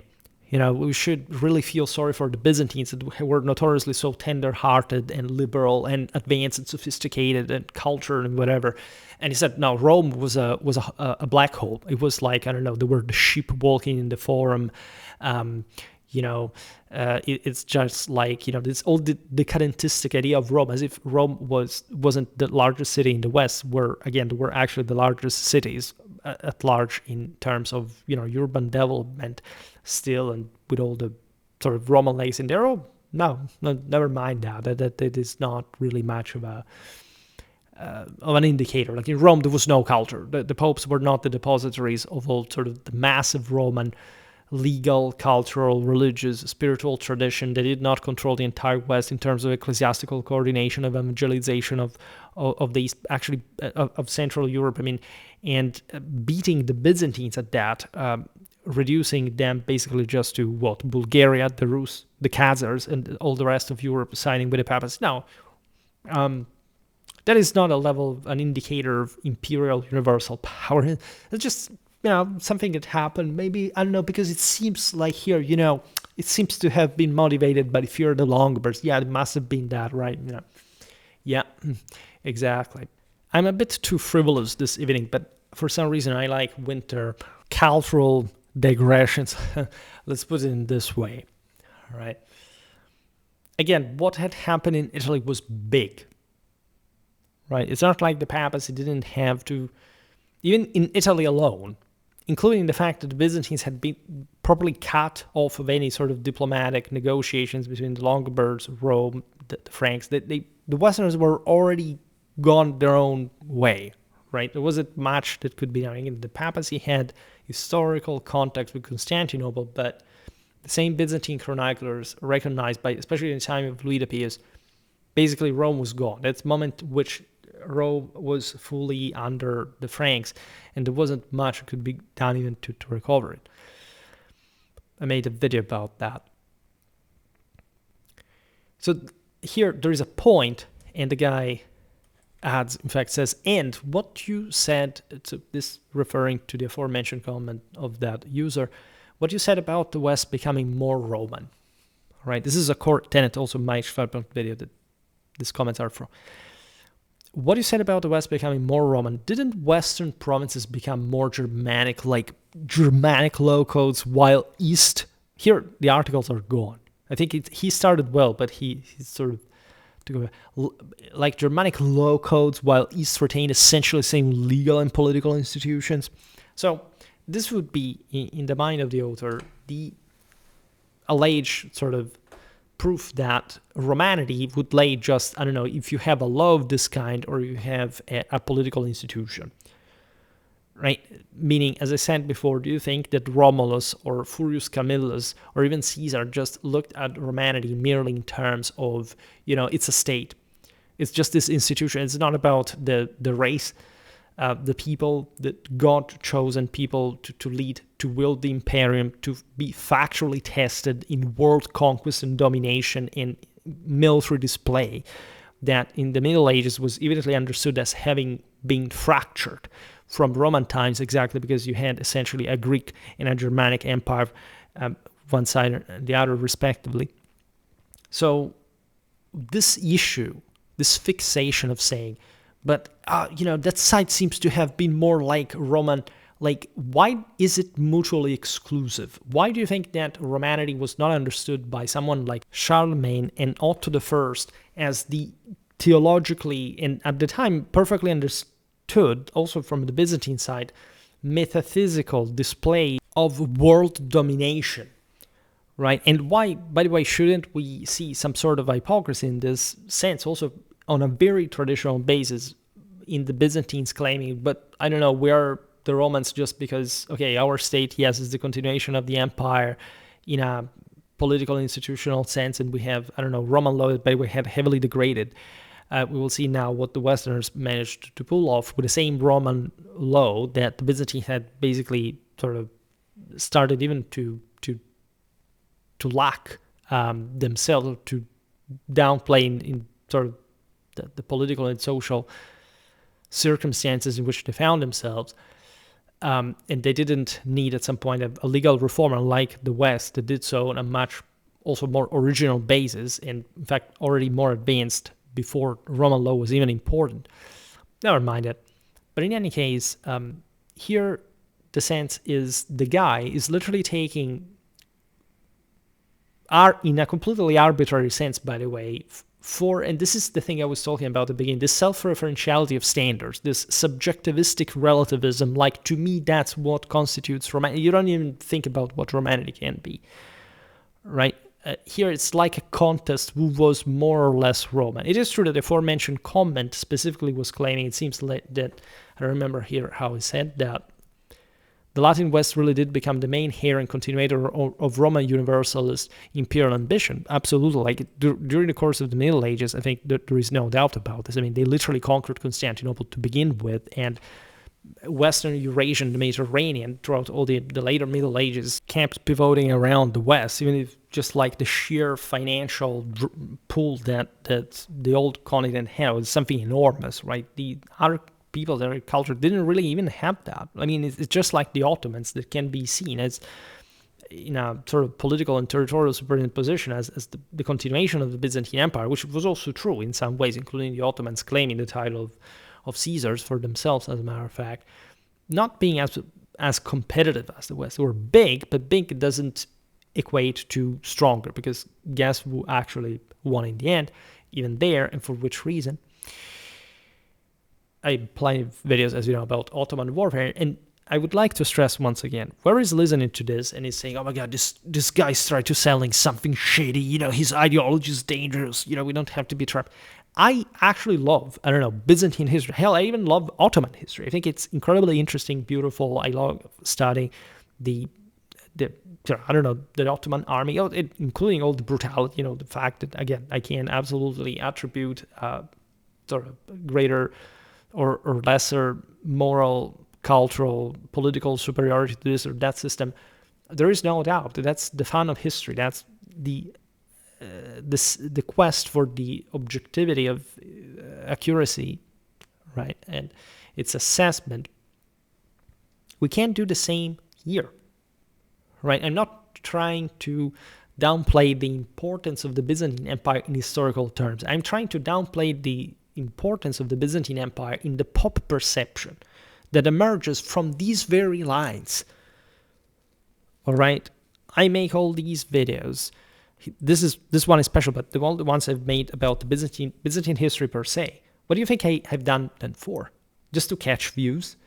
It serves the purpose of founding what I'm eventually explaining in these videos. And I can easily say, okay, well, if you don't follow this because you don't know what I'm talking about, I made like 200 videos on this topic. By the way, it's not like here, the Byzantine world was particularly in other macroscopic objective indicators in better shape than the West. All right, all the shrinking of these institutions, the same Roman one and so on, is not because you call them Roman, and they basically also shrink. Again, this happens to everybody during the early Middle Ages, and it's not a Byzantine fault per se. They did things that probably were very good in the fundamentals, but also that were a double-edged kind of weapon, because it probably ended up skeletonizing the entire civilization, making it more fragile, in fact, and less exuberant. But there were also previous issues with how properly the West had been, even in early Roman times. Indicators like wealth alone, for example, for ancient history, is not simply the thing, right? This is also in comparison between the Romans and the Germans. I mean, it's true that the Germans were less developed than the Romans. There's no doubt about that. And some parts of the Byzantine Empire, say in the age of Justinian, were absolutely more advanced than most of the West, right? And even there, you could actually debate this or that aspect. Again, mostly, let's say better, comparing the Aegean dimension of the empire that we qualified before. That is also pretty narrow. But again, the Balkans sucked. The Anatolian hinterland sucked. Right? This is not better than, again, even Northern Gaul or Britain. Right? They would have been better than Scandinavia, admittedly. Yes, in which parts of Britain? Well, okay, let's not digress on that. But yeah, we are capable of making these assessments. The point here is that there is this false dichotomy. Was this more or less Roman? Why don't we reason in terms of, yeah, there is such a debate we can have. Personally, I'm not a fan specifically of that. The first comment happened to put this into the fray, and we have to handle it. Surely it is true, as we set the general conditions, like throughout the Middle Ages, yes, overall the West took off the Byzantine Empire at some point, lag behind, there's no doubt, and not even that late in time. If you're talking about properly the Romanity here, that's what the guy is talking about in particular. More or less Roman based on what? Laws or institutions? Because here the guy says, what about the West becoming more Roman? Didn't Western provinces become more Germanic, like Germanic law codes is retained essentially the same legal and political institutions? This is actually like a good question in the sense that we look at the various Romano-Germanic kingdoms. These were actually, namely, nominally Germanic kingdoms. They weren't Romano-Germanic, right? We call them Romano-Germanic because, of course, the wide majority of their population were Romans. And again, if you pick Italy, Gaul, and Spain, in particular, that were more advanced areas, the more populated, very arguably, and I'm truly convinced, not really backward compared to the Byzantine Empire in its entirety, its entire frontiers, entire interland. It's not like the Syrian interland is particularly developed, all right? You have a big city like Antioch, that is what it is. You have the Lebanese, the Palestinian coastline, Egypt, like those, yeah, okay, also outside the more kind of Greek world, at least in a narrow sense. But again, the interlands, was Gaul that bad, really? Right? We made lots of videos about Gallo-Roman history. Gaul was a strepitous success of Romanization, to say the least. Spain was pretty rich, was able to sustain the Caliphate of Cordoba later, that in together with the Byzantine Empire was probably the most proper state, like in terms of centralized control, like bureaucracy, permanent army, whatever. Part of the Latin Germanic world was definitely less developed than that. But if we stick to mostly the big Gaul and Italy, that's not quite the case in at least a pretty substantial part of these lands.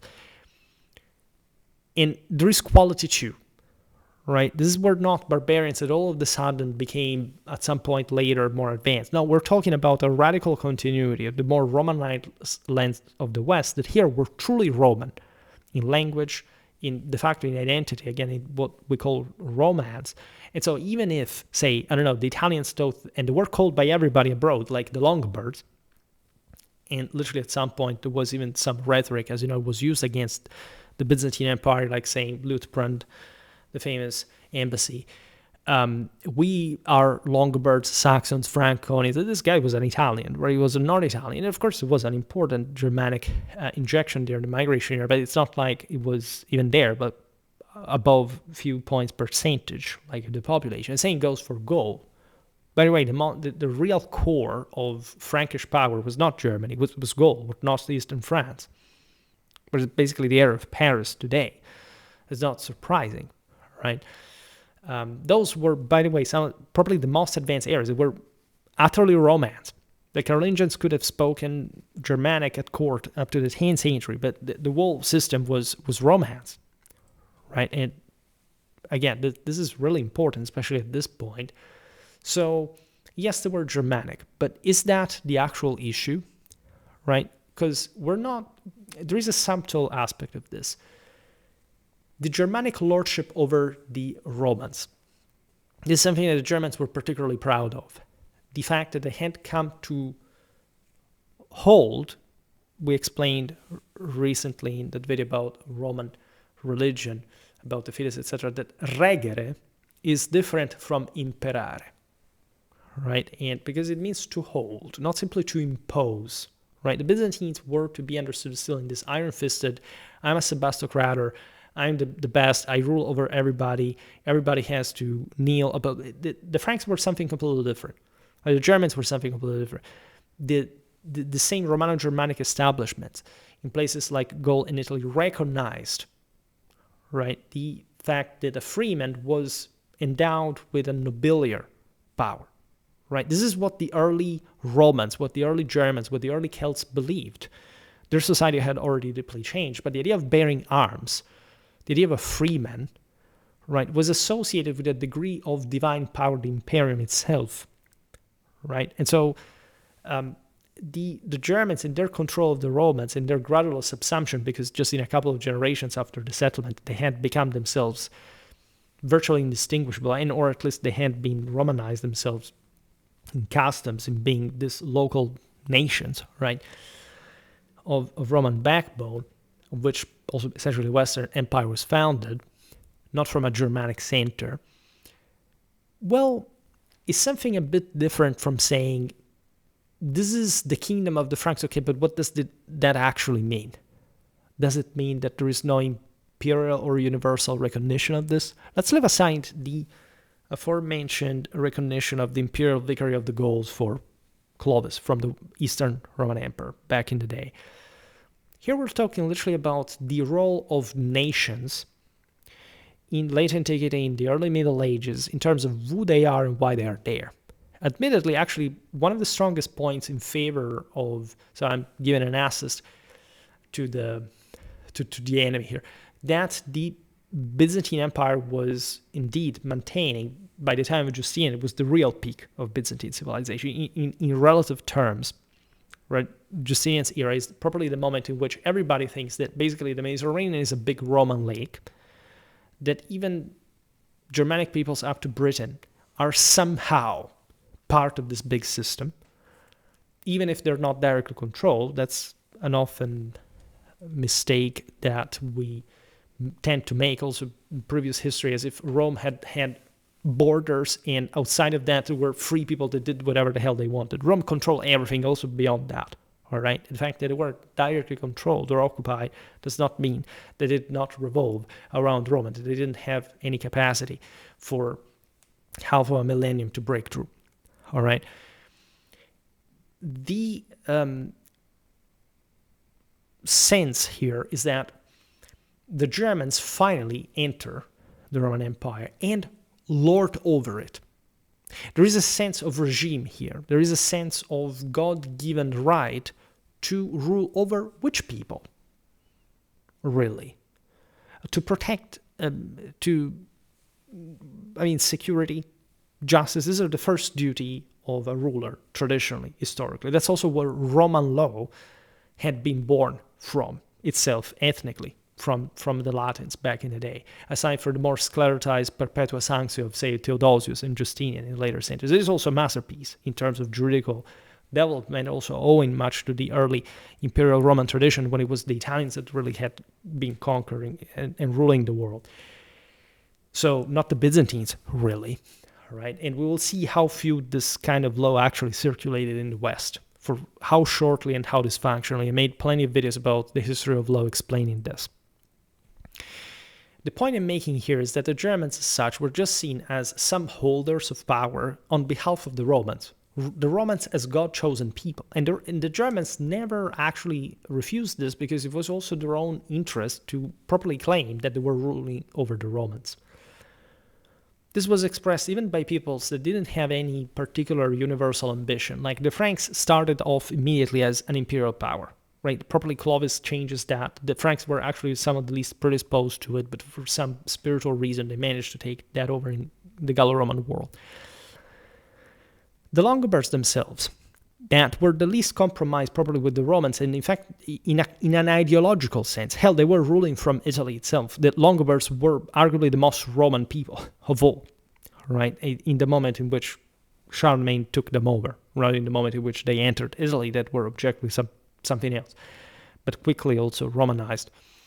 But they themselves styled as protectors of the Romans, kings of the Longobards, and when they seized places like Ravenna, the last sort of leftovers Byzantine power set, and protectors of the Romans. This will happen also later. It was a very common title of rulers in a sort of also multicultural, tendentially ecumenic sense. Also during the Reconquista, I don't know, Alfonso VI takes over Toledo. He titles himself as Emperor, by the way, of Spain. That's also another story. But just for saying that even in Britain and Spain, those local Anglo-Saxon and Visigothic rulers had taken over, the sense that they were... In Anglo-Saxon Britain, you even have the term Basileus. This is not imperator, right? So that's how indeed influential Constantinople had been, a bit also in a circumventional sense, because that was mostly like a Northern European connection with the Byzantine Empire in a non-flattering way, because the bigger power was indeed the Frankish continent. And so you want to appreciate that also as a Roman power. Protectors in Spain, like in that case, not just of the Christians, but of the Jews and the Muslims. All right, because they could not but need those to rule to begin with, because they had such large communities, it wasn't possible otherwise. But because truly there was a universal ambition of control. The reason why Charlemagne is ideologically crowned as Emperor of the Romans, and properly with the acclamation, as you know, by the Roman people in St. Peter's Basilica, being crowned by the Pope as such, is exactly in that gesture, the fact that the Romans had, as it was by tradition, elected as a essentially free people, this guy as their lord, which is a concept that the same Germans understood as the primus inter pares. It's also what Tacitus says, that the Germans were habituated to live free. They elected leaders just in times of war. It's a bit of a romantic idea, actually. You know, aristocracy were pretty brutal and impositive, but indeed they were not so powerful. So more than else, like it was war that dictated sort of why and how leaders would be chosen. Which, in the case of the Christmas of 800 AD in Rome, is definitely also a declaration of, look, that we have an actual power. We are in Rome. We're not in some strange place. We're not, I don't know, in Cephalonia. We're not in Amazeia. We're not in Rhodes. We are in freaking Rome. All right? And we lord, and we're recognized by the, here, Roman people as Roman emperors. And as a sacred Roman emperors, as holy Roman emperors. Because these Germanic rulers had also a very deep sense of the sacrality of power that derived theologically, metaphysically, from the holding of the imperium. And since the Romanity of the empire was recognized as having been metaphysically achieving the golden age for a while in the world, which was the reversal of the fall, it was understood that in order to repeat that, you had to be a Roman yourself. This is something that the Germans took a while to digest at home, but in an imperial sense, because now the imperial game was more important than anything else and very fruitful for them too. They finally accepted it in a very explicit sense, starting with the Ottonians. All right, and this also because they had contacts with the Byzantines and everything, but because they both knew very well what that Romanity actually meant, right? So this excursus also makes on the laws is strange somehow, because this tells you that how, again, nobody studies the history of law. That is also pretty notorious. Let's start from the fact that the guy says that these provinces became more Germanic, and like, did Gaul, Italy, or Spain became Germanic? No. All right, the expansion of Germanic language and people in this sense very much stops to basically the frontier of the Roman world that had already existed. Like, Germans mostly expand further later and more slowly towards the east. All right. You can't count Britain as truly something more Germanized, but that's the exception that confirms the rules, because it was sort of the smallest and the least Romanized of those of the Western provinces to begin with. All right. And the guy says this, like, didn't the Germans didn't this provinces got more Germanized? Now, this connects actually to the point that I made in the video, that he's bypassing because he's commenting on this, and he's, in this sense, sort of slightly criticizing my take on that, because the title, again, let's stress, is Romanized Germans and Barbarized Byzantines. And so the guy is playing a bit like the balance, saying, but, if the Byzantines were barbarized, didn't, like, the Romans get Germanized? Not to the extent the Byzantines got barbarized, all right? The level of, again, shrinking towards a coastal dimension in especially the early Middle Ages, but also from quite a while. This has started since the time of Constantine himself, right? The 3rd century crisis and so on, with Aurelian also abandoning Dacia. We're seeing it really easily. The 3rd century crisis had witnessed the Palmyrene Empire taking over, Egypt, Anatolia temporarily, which is also what the Sasanians had historically do later, etc.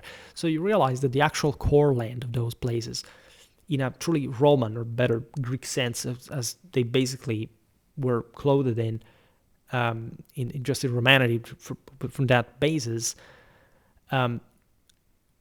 was an empire capable of controlling, yes, those provinces, but provinces that were ever less Roman in any meaningful sense. Do you think that the Levant had historically, in a national, ethno-linguistic sense, been quote-unquote Roman, even if it was part of the Roman Empire? That's not what the Roman Empire meant, all right? The Roman Empire meant, more than else, in a national sense, the Romano-Italic Confederacy taking over the entire Mediterranean, most of Europe, and lording also in the east through the Greeks, that were considered the master race since Alexander, that in a very punctiform way compared to the masses of, Egyptians, Jews that were habituated to be ruled over by kings of kings, the Megas, in fact, the same Romans at this point, and so on. All right. So the shrinking of the Byzantine frontier from the Danube, that was garrisoned at some point. In between, there was nothing. There were the Slavs as well, that were literally swarming. They were crossing the empire from side to side. They arrived even up to North Africa with their boats and so on. Was that kind of, the hinterland was Roman? In Gaul, you went out there were cities in the hinterland. There were roads in the hinterland. Doesn't matter how they were kept. Still, the thing was much more advanced than you found in the Anatolian hinterland. You had cities, you had Roman institutions, you had people speaking Latin or Romance, and you had largely the Germans coming to grafted as a minority in this vast million population basins, very well connected with Rome, very well connected with one another, having an orderly ecclesiastical administration, very differently from the East. I made an entire video about Hippolytus and the prophecy of the collapse of the Eastern churches. There is a reason, by the way, if also religiously speaking, the Byzantines failed to keep together the Levant and Egypt, that opened gates to the Muslims, by the way. And they were very heavily heretical. In the West, you didn't have that level of heretical spread. And that is, in turn, not some accident in ecclesiastical history, but literally all the grievance of local populations against this foreign rule, in a sense, right? They understood to be Roman to some degree. It's debatable by which standard they would do so compared to someone living in Constantinople or in Sicily, say. But they truly sabotage the system. In the West, you don't have something like that. In the West, you have the idea of a Roman imperium being gone and being substituted by the German one, but the local system remains deeply Roman. You don't have, the Germans inhabiting as tribes band in the hinterland somewhere that there was no civilization, like, it happens in the Balkans with the Slavs, all right, or degrading that civilization. No, this was a fully coherent mechanism of civilizational preservation. There is no doubt in terms of the sheer depth of the frontier, of how eroded the Byzantine hinterland was compared to the plenitude of the Latin Germanic hinterland. There is no way to, and even just in terms of sheer population, it's difficult to count at some point, especially in the East. But overall, again, more cities actually in the West, of the bigger ones as well, and a thicker urban net that survives autonomously. Unlike in the East, where cities actually decline. These had been places, by the way, that had a much older urbanization compared to the West, and still, they declined faster. All right, the Anatolian coastline, for example, was very rich and very advanced, and really does maintain a great importance for the Byzantines. Gradually degraded. By the time of the Komnenians, those are all towns rather than cities. All right, well, the West is booming in terms of proper cities everywhere. So, how do we put this? Right? What's the point of this statement? Didn't the provinces become more Germanic-like? How? Here it says Germanic low codes. Even when these peoples, as we said before, define themselves as Germans, even though they were Romans, and they had Germanic low codes and so on, how much of that actually meant that there were anything Germanic in practical terms? These codes were all in Latin. There isn't such a thing like a Germanic code in Romano-Germanic Europe. All right, it's all in Latin, right? And it is in Latin, by the way, not because Latin was some random word of the educated. Latin was actually spoken and understood by the local people. Why do you think that, I don't know, the Edict of Rotary or something like that there were different ways of spread, but why they were in Latin? People had to read that. They had to apply that. Yes, read, because there was advanced civil juridical system where the majority of the administrators were obviously for this very reason educated and routinely run the system. We know pretty well how also the sort of the world justice systems actually worked and how intense its application was in full continuity with what sort of the local social-cultural condition would allow this mechanism to happen from Roman times. It's not like the Germanic laws arrived and all of a sudden, since these were laws issued by the Germans that were surely different from the Roman ones, probably even in structure were simpler and so on, and this simplification will actually take place in the East as well, because society was collapsed in the same way. The locals were not Roman in that sense, or they didn't feel themselves as part, even when some Germans were there as part of the Roman Empire. That was the case, for example, in the Ostrogothic world. And again, here I don't want to descend into all the various differences of the Burgundian to Visigothic legislation. What do you think about that? How it was applied, because it's not even that clear.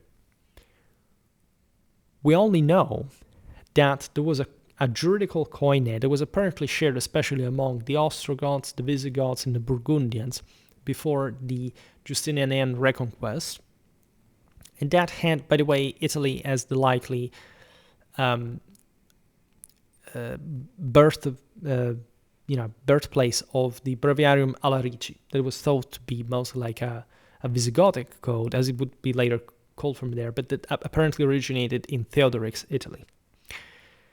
And these are very Romanized laws, and they're not Romanized because this is the point that is also made later here in the comment. It says, didn't a lot of these Roman features that were adopted by German kings pass back through them via the Byzantines? Okay, here he's referring, we will talk about it now, the return of Roman law in the 11th century in the West. That has nothing to do with the Byzantines. Not even with the credit for that matter. The point that I was making is that those Germans issued laws that were essentially called also, as you know, Lex Romana Visigothorum et Similia, Lex Romana Burgundiorum, and so on, because they were essentially Germanic laws in Latin that were issued basically in a way that would be satisfactory for all groups there. So chiefly for the Romans, but also for the Germans at the same time. And especially the Burgundian and the Gothic laws are the most Romanized because obviously these kingdoms were ruling in the more Mediterranean areas, and so also the more populated, as we've seen, the most advanced, more Roman in nature. And so at that point, it's not that it wasn't anything Byzantine about this. This is before the Gothic War and the pragmatic sanction of Justinian. They tried to reissue, especially in Italy. The rest they didn't care. Byzantine, sort of the Theodosian Code, essentially, that Justinian reform completed. And that already existed in that sense in Italy, by the way. Like the West was already, in that sense, simply issuing laws for the way the same Roman law had basically simplified itself already in late antiquity. As Roman law by Roman people locally, not some Byzantine foreign presence or something that these guys owed to Constantinople or anything. And it was Rome. It had all began from the Western Roman Empire. It was mostly their thing, right? It's not like also the Theodosian Code is not important, or the Justinian one is not important, but you also have to contextualize them in the era. And especially in Justinian times, you have this enormous ecumenic empire. After the reconquest, you have to reform, so it's obvious that that attempt would be made. But, and that's where what we just read from the comment is not very good, really. It says, didn't a lot, because these are all thought, this is a fair, you understand, the comment in and of itself is fair, but there is something problematic in the way this is all presented, because it's, and wasn't it true that it says, didn't a lot of these Roman features that were adopted by Germanic kings passed back through them via the Byzantines? How and why? What are you talking about exactly? Are you talking about the recovery of Roman law? Because if you're talking about the pragmatic sanction of Justinian, that didn't circulate. We know it was issued in Italy attemptively by the Byzantines. We're talking Justinian times, hoping that would remain a Byzantine province, an imperial province. And it was also largely probably tailored, considering also what Italy was about. Like, it's possible that the pragmatic sanction was not necessarily tailored just for on Italy, but that it had a very specific goal and purpose of still being accepted in parts of the empire that had remained intensely Roman, like Italy. In that sense, I would like to stress Roman. You can argue everything was Roman at the time. I think that the Gothic War proved well enough, and also the Longobard history later on, that the Italians didn't really think that the Byzantines were fellow Romans, all right? They were already foreigners that were also pretty much detested and quite sort of separated from this sort of Apenninic backbone that went on, mostly in a Romano-Germanic sense, rather than a Byzantine one on their own. And so, if you're talking that, just know that the pragmatic sanction, notoriously, this is a very famous fundamental of the history of medieval law, notoriously, the documentation of the pragmatic sanction in Italy after the Longobard invasion, or even just after the issuing in Byzantine times after the Gothic War, is practically non-existent. Like, we just know for one generation or two, like, that there was a code that circulated here and there, also across Byzantine Italy, that was bigger at this point, even when the Longobards took over, than later, and that nobody hears of this ever. It's not like it would have not existed, but we don't hear of it. Longobard Italy goes on, obviously, with Longobard law, the Dictum Rotari, that is also incredibly successful and the most important source for Germanistics in a broader sense, for the history of law institutions and so on. It was extremely successful. And when you say here that it seems to me that these Roman features were adopted by Germanic kings, passed back through them via the Byzantines, here again I'm not really understanding what he's talking about. If he's talking about this early phase, in this sense, not, they didn't kind of pass through that. Like, if they did, we're talking Roman law, not Byzantine law, right? It wasn't an Eastern Roman thing. It was just a local Roman thing, if you're talking about what the Germans took when they settled there. And definitely, even in Italy, when the pragmatic sanction was issued from Constantinople, they didn't follow it. And Byzantine Italian society was very much like almost the same Lombard one in any meaningful sense. It's surely much more similar to that than the Constantinopolitan one of the rest of the empire in the Balkans or in Anatolia. All right. This is all very well documented, by the way, and I also made a couple of videos on the subject. We'll come back on that. If instead you're talking, and here by reading I don't think so, I thought more the opposite, that you're talking about Roman law, the recovery of Roman law, we're talking about the age of universities. We're talking about the age almost of city-states. The Italians basically began to fish the old copies of Roman law in the East that had somehow been philologically preserved. We were at the age of the Italian maritime republics that are taking over Byzantine naval capacity already. The Italians went there, they knew where those books were. The Byzantines didn't even care about that anymore, also because they didn't really go by those books, like the Theodosian Code, the Justinian Code, and the Italians start philologically to reconstruct the entire Roman law on their own. So that also has nothing to do with the Byzantines. Yes, the great Theodosian Justinian tradition is a big thing, is a big deal, contains also, again, much earlier Roman law in it, notoriously, if you know the structure of the Corpus Juris Civilis, if you ever studied Roman law, by the way. But everything is done by the Italians, and not just by them, first of all, but especially on top of their previous juridical tradition. By the time of the recovery of Roman law, nobody was thinking what happened with Roman law towards the late Middle Ages and the Renaissance, that you say the new, essentially common law of Europe becoming Roman law. I made also multiple videos on this topic. Here we're talking the Italians trying to reconstruct Roman law because they had to gap the vacuum left in their juridical tradition, namely the Lombard laws, the Carolingian capitularies, with all the additions, by the way, they already had, the feudal laws, of the ones of the emperors, the customary laws, and they basically said, this is very big, it is very complex. Their juridical science was already far more advanced than the Byzantine one. It was much more thriving, but we were in a pre-communal era. Much more literate, much more affluent, commercially dynamic, etc. More civilly advanced, more statally advanced. Also, it's at a local level as well. More navally advanced, as we've seen. They start adding Roman law and recovering it on top of all this massive juridical system that they had in particular. Admittedly, the Italians had by far the most advanced juridical tradition of the time, right? But this is exactly the place, as we were saying before, where the investiture controversy would start creating properly civil law and canon law, to the extent it will be exported all over Western Europe and adopted by all the realms in Western Christendom. On top of this, the later development of Roman law that also took a while, because recovering the manuscripts was difficult. It's not like the Byzantines cared or used them alone. So this philological work, just as also like the translations of all the other works of antiquity from Arabic, from Jewish, from Greek itself, was all done by the Westerners.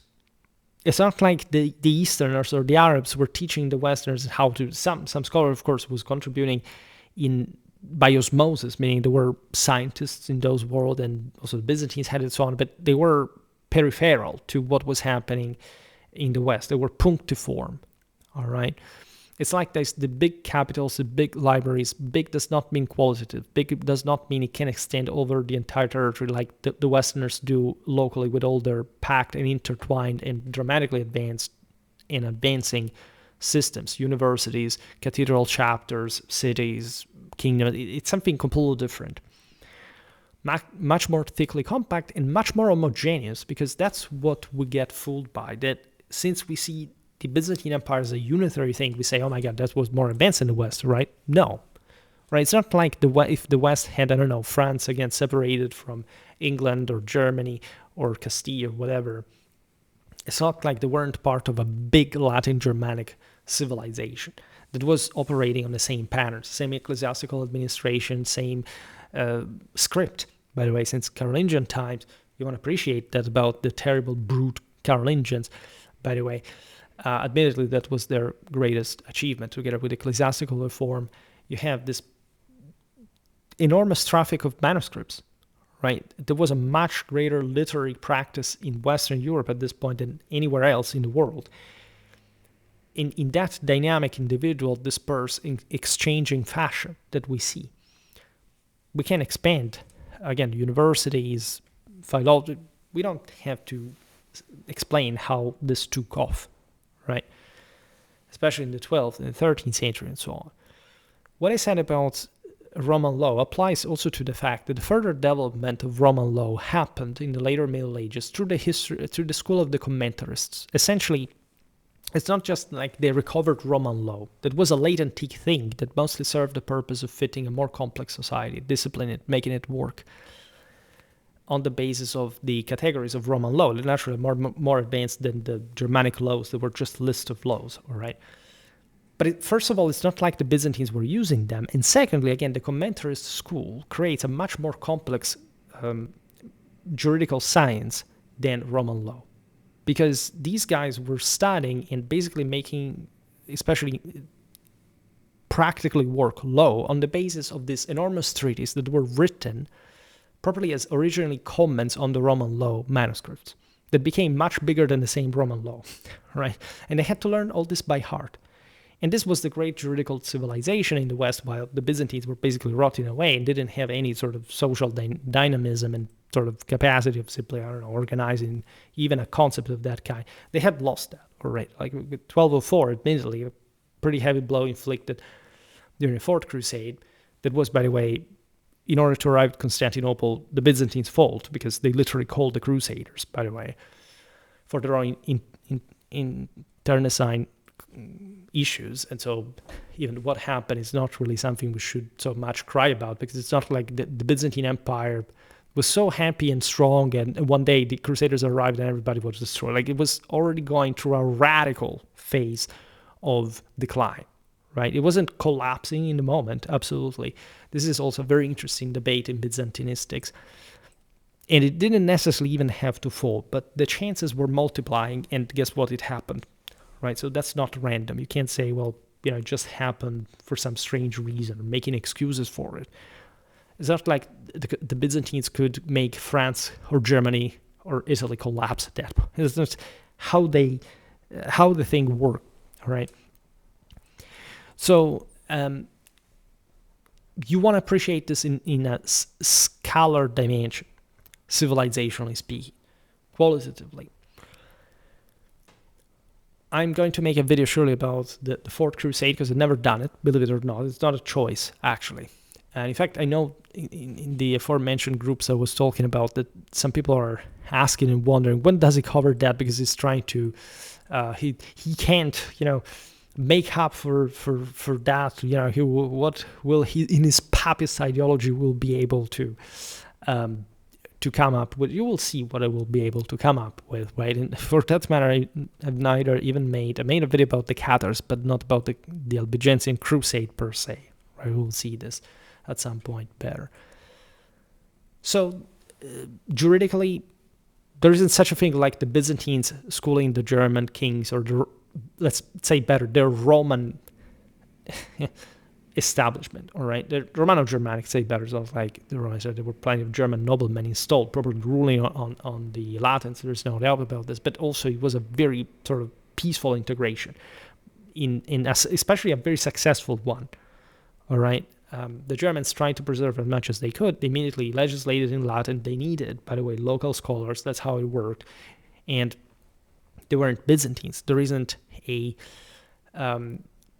sort of relevant chunk of Western juridical achievements during the Middle Ages that owes to a Byzantine injection.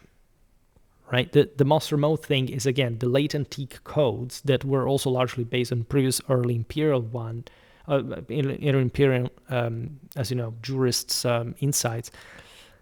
And that also had a scarce circulation. Like they perished in the West as soon as they were issued from within the West, by the way. So when you can't even talk about Byzantines. And secondly, like The pragmatic sanction didn't go more west than Italy, and there basically it was attemptively established in a couple of generations, then it disappeared.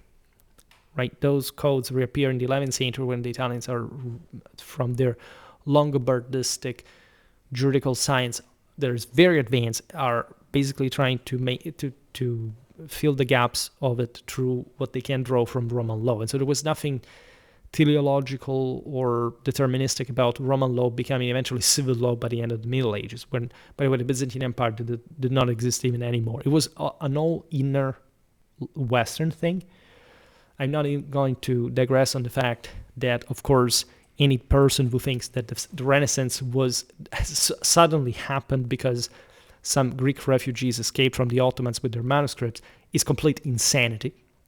Not just radical ignorance in any trace of history at large, but it's something that I heard of. I mean, I know of actual people that believe that basically the West was, or Europe, medieval Europe in general, was sort of a dark hole until those Greek manuscripts arrived at the end of the Middle Ages, and boom, the Renaissance happened. Actual people. I would like to say these people exist. They vote, right? They go around without restriction. That it's an actual thing. It's a problem. It's serious. All right. These are people who give civic rights to. This is a big problem, a huge problem. So these are the arguments that this guy makes. And he concludes, and this is where it's sort of even more ridiculous in a broader sense. The papal forgery and the unilateral election of a Roman emperor and these sort of Byzantine law that nobody sees in the West for some reason, but apparently, according to the comment, was important. And it says, it really seems like Byzantine perspective is totally legitimate. And this is where the BS comes, because you realize that in all of this, aside from the, of course, superficial level of criticism, that this person is convinced that somebody claims, even in the aforementioned comment, after all, that is provoking, that there's nowhere stated that the Byzantines were not Roman. Literally, the comment said, if I remember correctly, says, the Latin West really did become the main heir and continuator of Roman Universalist imperial ambition.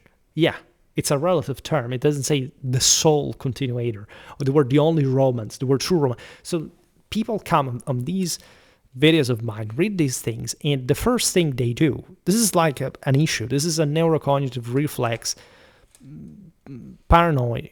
It's not really something that normally emerges in the mind of a person who has sort of a balanced understanding of the situation.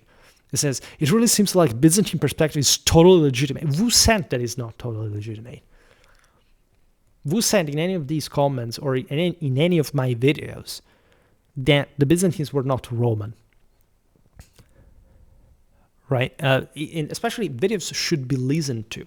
There is, for example, one of the first ones I made, in which I literally titled the video like "The Byzantines Were Romans," quote unquote, is a nominalistic heresy devoid of any historical scruple. I think this was the title.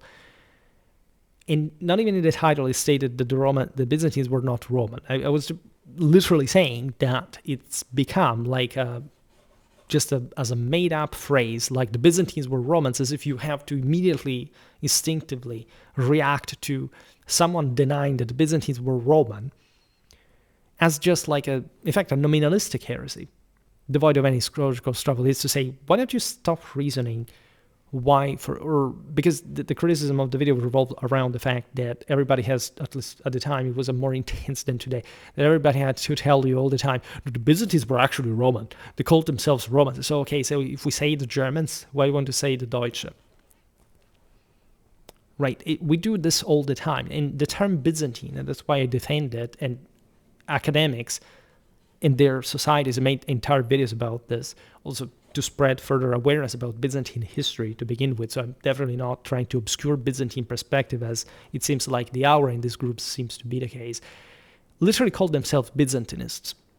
I'm sure there is someone who's making I don't know, like those woke people in England, they start saying, no, you can't say Anglo-Saxons because, I don't know, it's bad. They weren't just the Anglo-Saxons. I would say, yes, I've always felt very sorry for poor youths that nobody cared about. But we will get over the term. If I want to say Anglo-Saxon, there's nobody who's going to force me in not saying that. Equally Byzantine, because what actually is hidden behind this attitude is not the culture, the education, the depth of thought that understands the semantic, the history of the historiography of Western history, by the way, is the only one that properly acknowledged Byzantine history as such. The first one to research it, the first one to study, the first one where it actually blossomed, like in today's world, right? Calling itself Byzantine, because it's something much deeper, it's something much beyond the same Byzantine Empire. It's also a level of art, of culture, of models, of worldview. It's much deeper, it's much more beautiful, it's much more poetic. It has acquired this meaning in our culture. And we find these nominalistic heretics.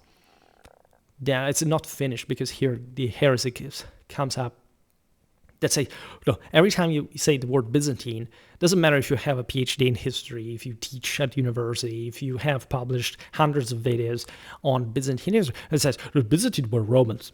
Fortunately, I don't have those comments anymore, because it seems like, I made my point, and people in general have stopped. This was a craze, especially in the 2010s, because that was the peak of sort of radical sort of. This came a bit also from a certain liberal multicultural sense, because that's what late antiquity, this big stagnant but multicultural empire, like had to look like, right? So if you call it Byzantine, no, Byzantine, it is not Byzantine. Those were Romans, were actually called Romans. These people had neither even opened a Byzantine history manual in their lives, right? Not even, taking an exam in it once in their life.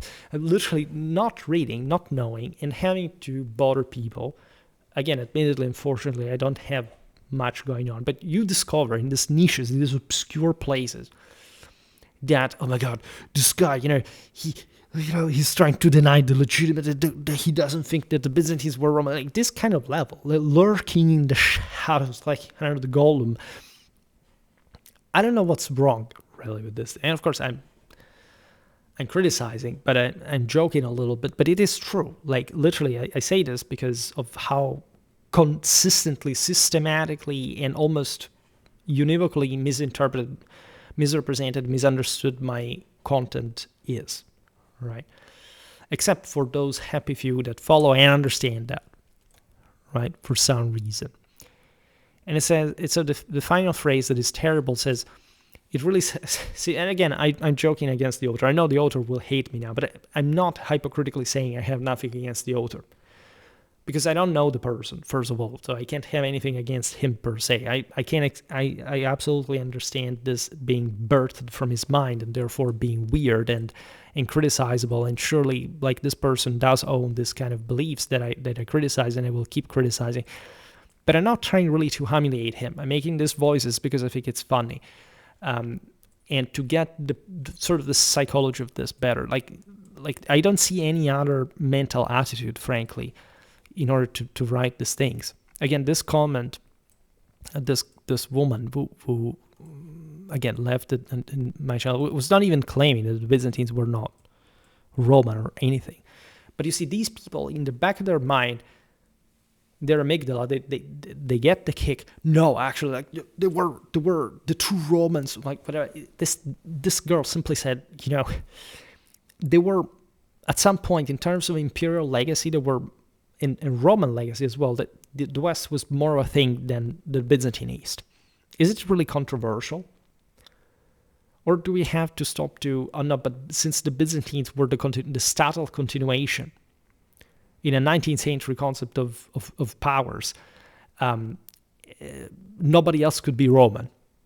Because that's actually the exclusionary mechanism that they make, considering the West. Again, in other videos I explained why the West was Roman and why the Holy Roman Empire was wholly Roman and an empire.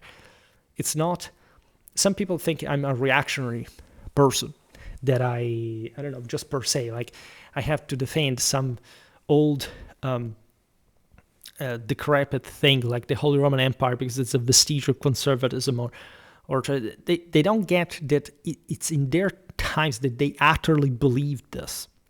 All right, it's not like we're making it up now to defend this or that group. They truly believed in this. I made countless videos about also the Ghibelline tradition. We'll come back on that. There is all a theology that is being expressed in the West, right, by the Minnesänger, by the Still Novo and more, and in the even the deeper meaning of the chanson de geste, the translatio imperi, the idea that the Germans had arrived and conquered these lands and ruled, it lives in the Frankish epopee. It's something very big, very deep, and informing their entire mentality. We've seen it in, I don't know, in symbols like the Bamberger Reiter. We've seen it in the battle cry Montjoie Saint-Denis. I mean, the single strongest power in the West had literally was chanting the Mount of Jupiter, the Olympus, right, as their war cry, including the Sol Invictus that existed by way far before any Oriental fashion. We find it in Sabina in the 4th century BC. As the Oriflamme, now that I think about, I should make a video on as well. So again, what are we actually talking about? I mean, seriously. And this is the cherry on top that I will blast this. Because it really seems like Byzantine perspective is totally legitimate in that the papacy was behaving heretically using forgery and making decisions without councils. So first of all, just to point, out little things. Nobody understands who is challenging the Romanity of the Byzantine Empire, or what, not even the papacy was doing. The papacy had literal scholars saying, we willed both Roman empires, one from one side, one from one other, one south of Rome, one north of Rome, all right? To them, they were Roman, right? So this person here is conflating perceived threats from YouTube content, comments, with how it would have been believed in by the popes, by claiming in this terrible way things. The papacy in doing this was behaving heretically. On top of this, using forgery. So let me explain.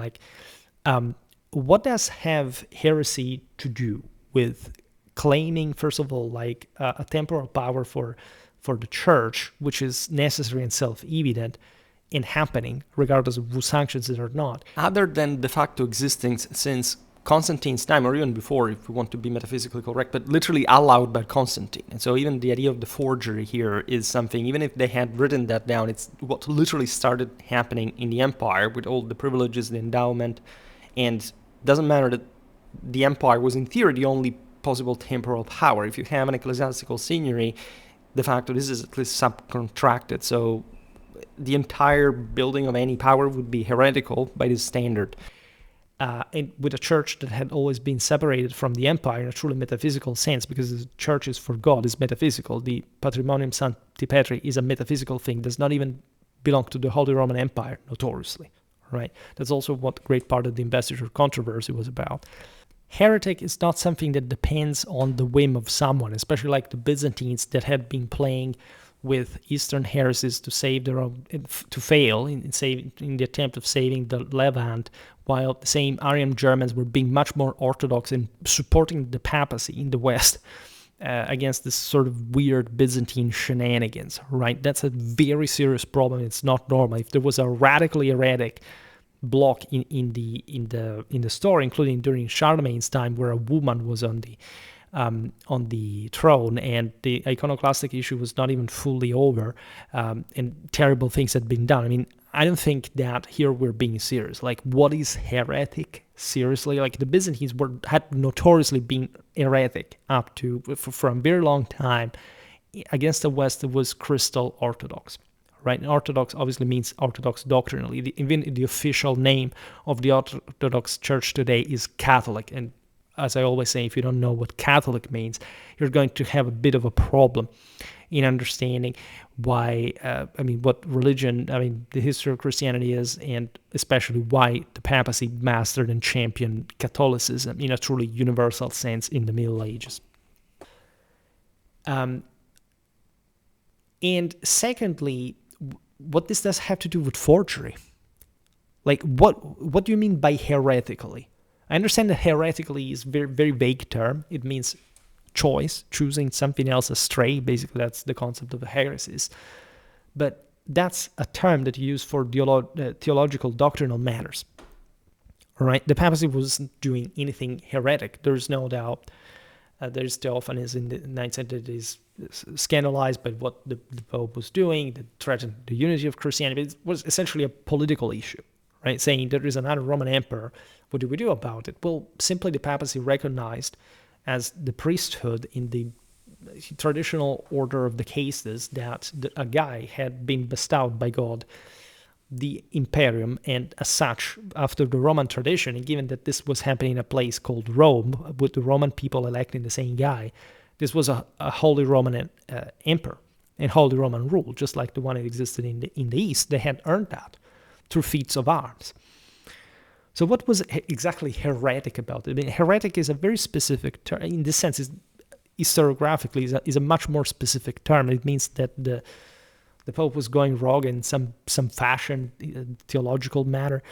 In this sense, and says using forgery. Again, the forgery here is this overstatement of how relevant the false donation of Constantine would have been claimed by the papacy and how univocally ending this thing would have been. It's simply, this was a random document among the many that existed. It eventually was taken to support that in a time in which not even modern historiography existed as we understood it, and that was later debunked by the same papacy without undermining any of the pre-existing rights of the church to have both a temporal, because that's what basically the thing is. If it's talking forgery, there were many other forgeries, but that is at least the most famous I can think of in that space. The Byzantines used the same thing. I don't know any power that did not use forgery, that tried to legitimize their pre-existing continuity. It's not a big thing in terms of the church. It's not like we studied the history of the papacy and we think, no, there was this document. The entire point of calling the Western emperors Roman is a forgery.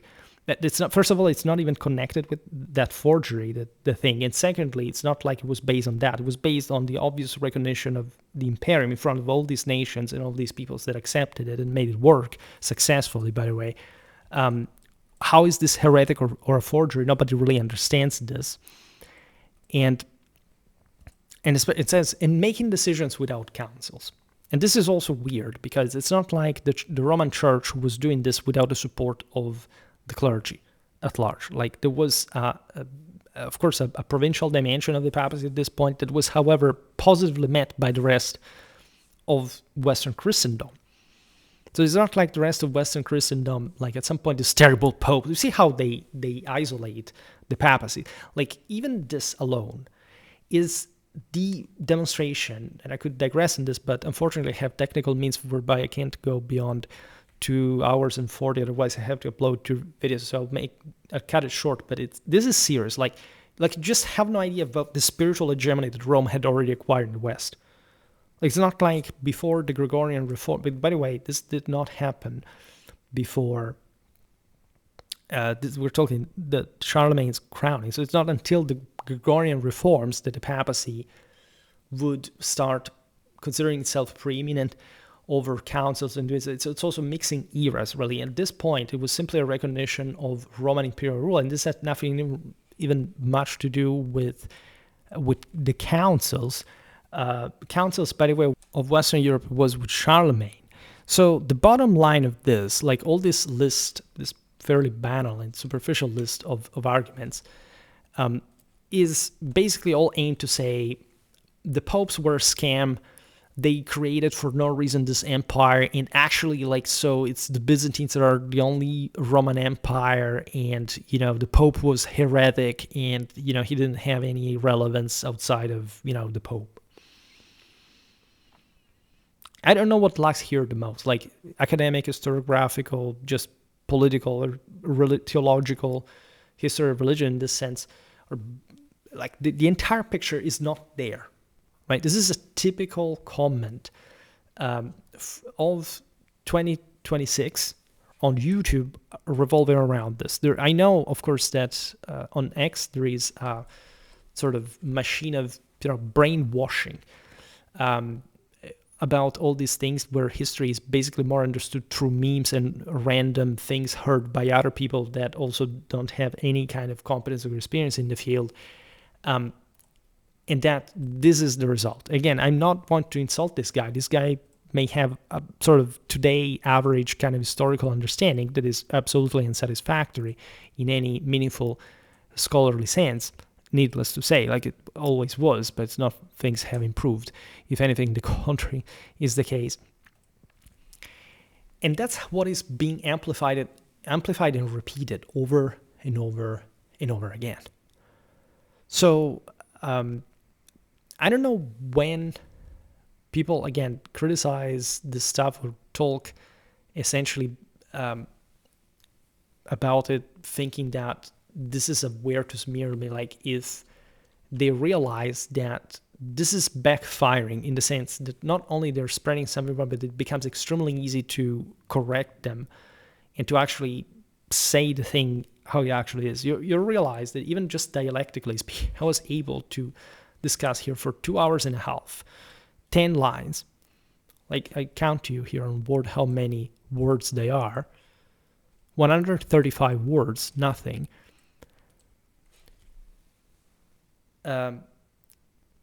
Just framing the thing. This all can be verified. And that's why we make videos on Schwerpunkt. And still, somehow, again, in my impression, I will say it, to add more drama so we get more views. But no, this is really not a challenge launch at the person, nor anything aimed at humiliating. And I'm not saying the name, because again, I'm not even allowing the comment I was saying before. But this is also seemed to be an anti-papistic thing, right? There is some, here the target of this person is disproportionately and somehow decontextualizingly the papacy. That the entire problem of this person is the papacy. It seems maybe it's motivated by the Longobards, the Franks. It's a notorious massive chapter in Western. It's hyper-studied. We know very well what happened in depth. It's not seems. All right, it's just part of the wall, right? The entire perspective is I see this purple blob, and that's my place, and I see Rome at the fringe doing something heretic and forgery, because these are the keywords repeated. What kind of understanding can I have of Western history?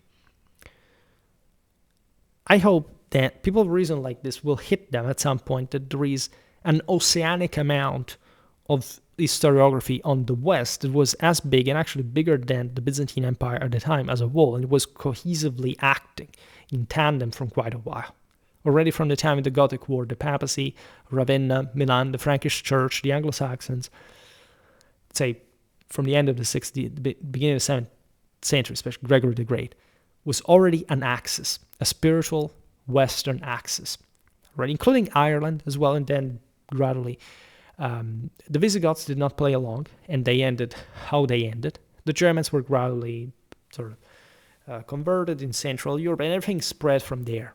And that's, by the way, something that the other day I made a video on, also in a strange sense, of seeing how these boundaries overlap in terms of the Celto-Italic similarity and the connections with Germanic and Tocharian. Well, the Tocharians were lost at this point. Were being lost to the Turks. I made a video exactly about this period. But jokes aside, a bit of criticism, a bit of drama is important. It's very undertone, it's very playful, but it's also necessary. Like, I think that if one does not picture this and still goes on with it's always the same topics. I basically never hear any other major claim. It's all about online, but Justinian, but the Franks, but the medievals, that's all they talk about. It's not like once they talk about the Kingdom of France in any meaningful political, international, strategical sense. It's never they talk about the Italian communes. It's never they talk about the reign of this or that German king. no, it's always like this kind of bigger, but I heard, I don't know, Mauthausen told me, I see it this way. Guys, there is a freaking historiography. It's massive. All right. If you want to spend the rest of your life studying this, do it. But in this sense, stop wasting time on Twitter, writing BS and reducing your brain into marmalade with this kind of meme subculture based on cheap phrases, smearing emotionalism. Get into actual morality, get into actual science. Without history and actual history, you simply can't get out of this. I have to cut this short because I hope we are within the technical limit here.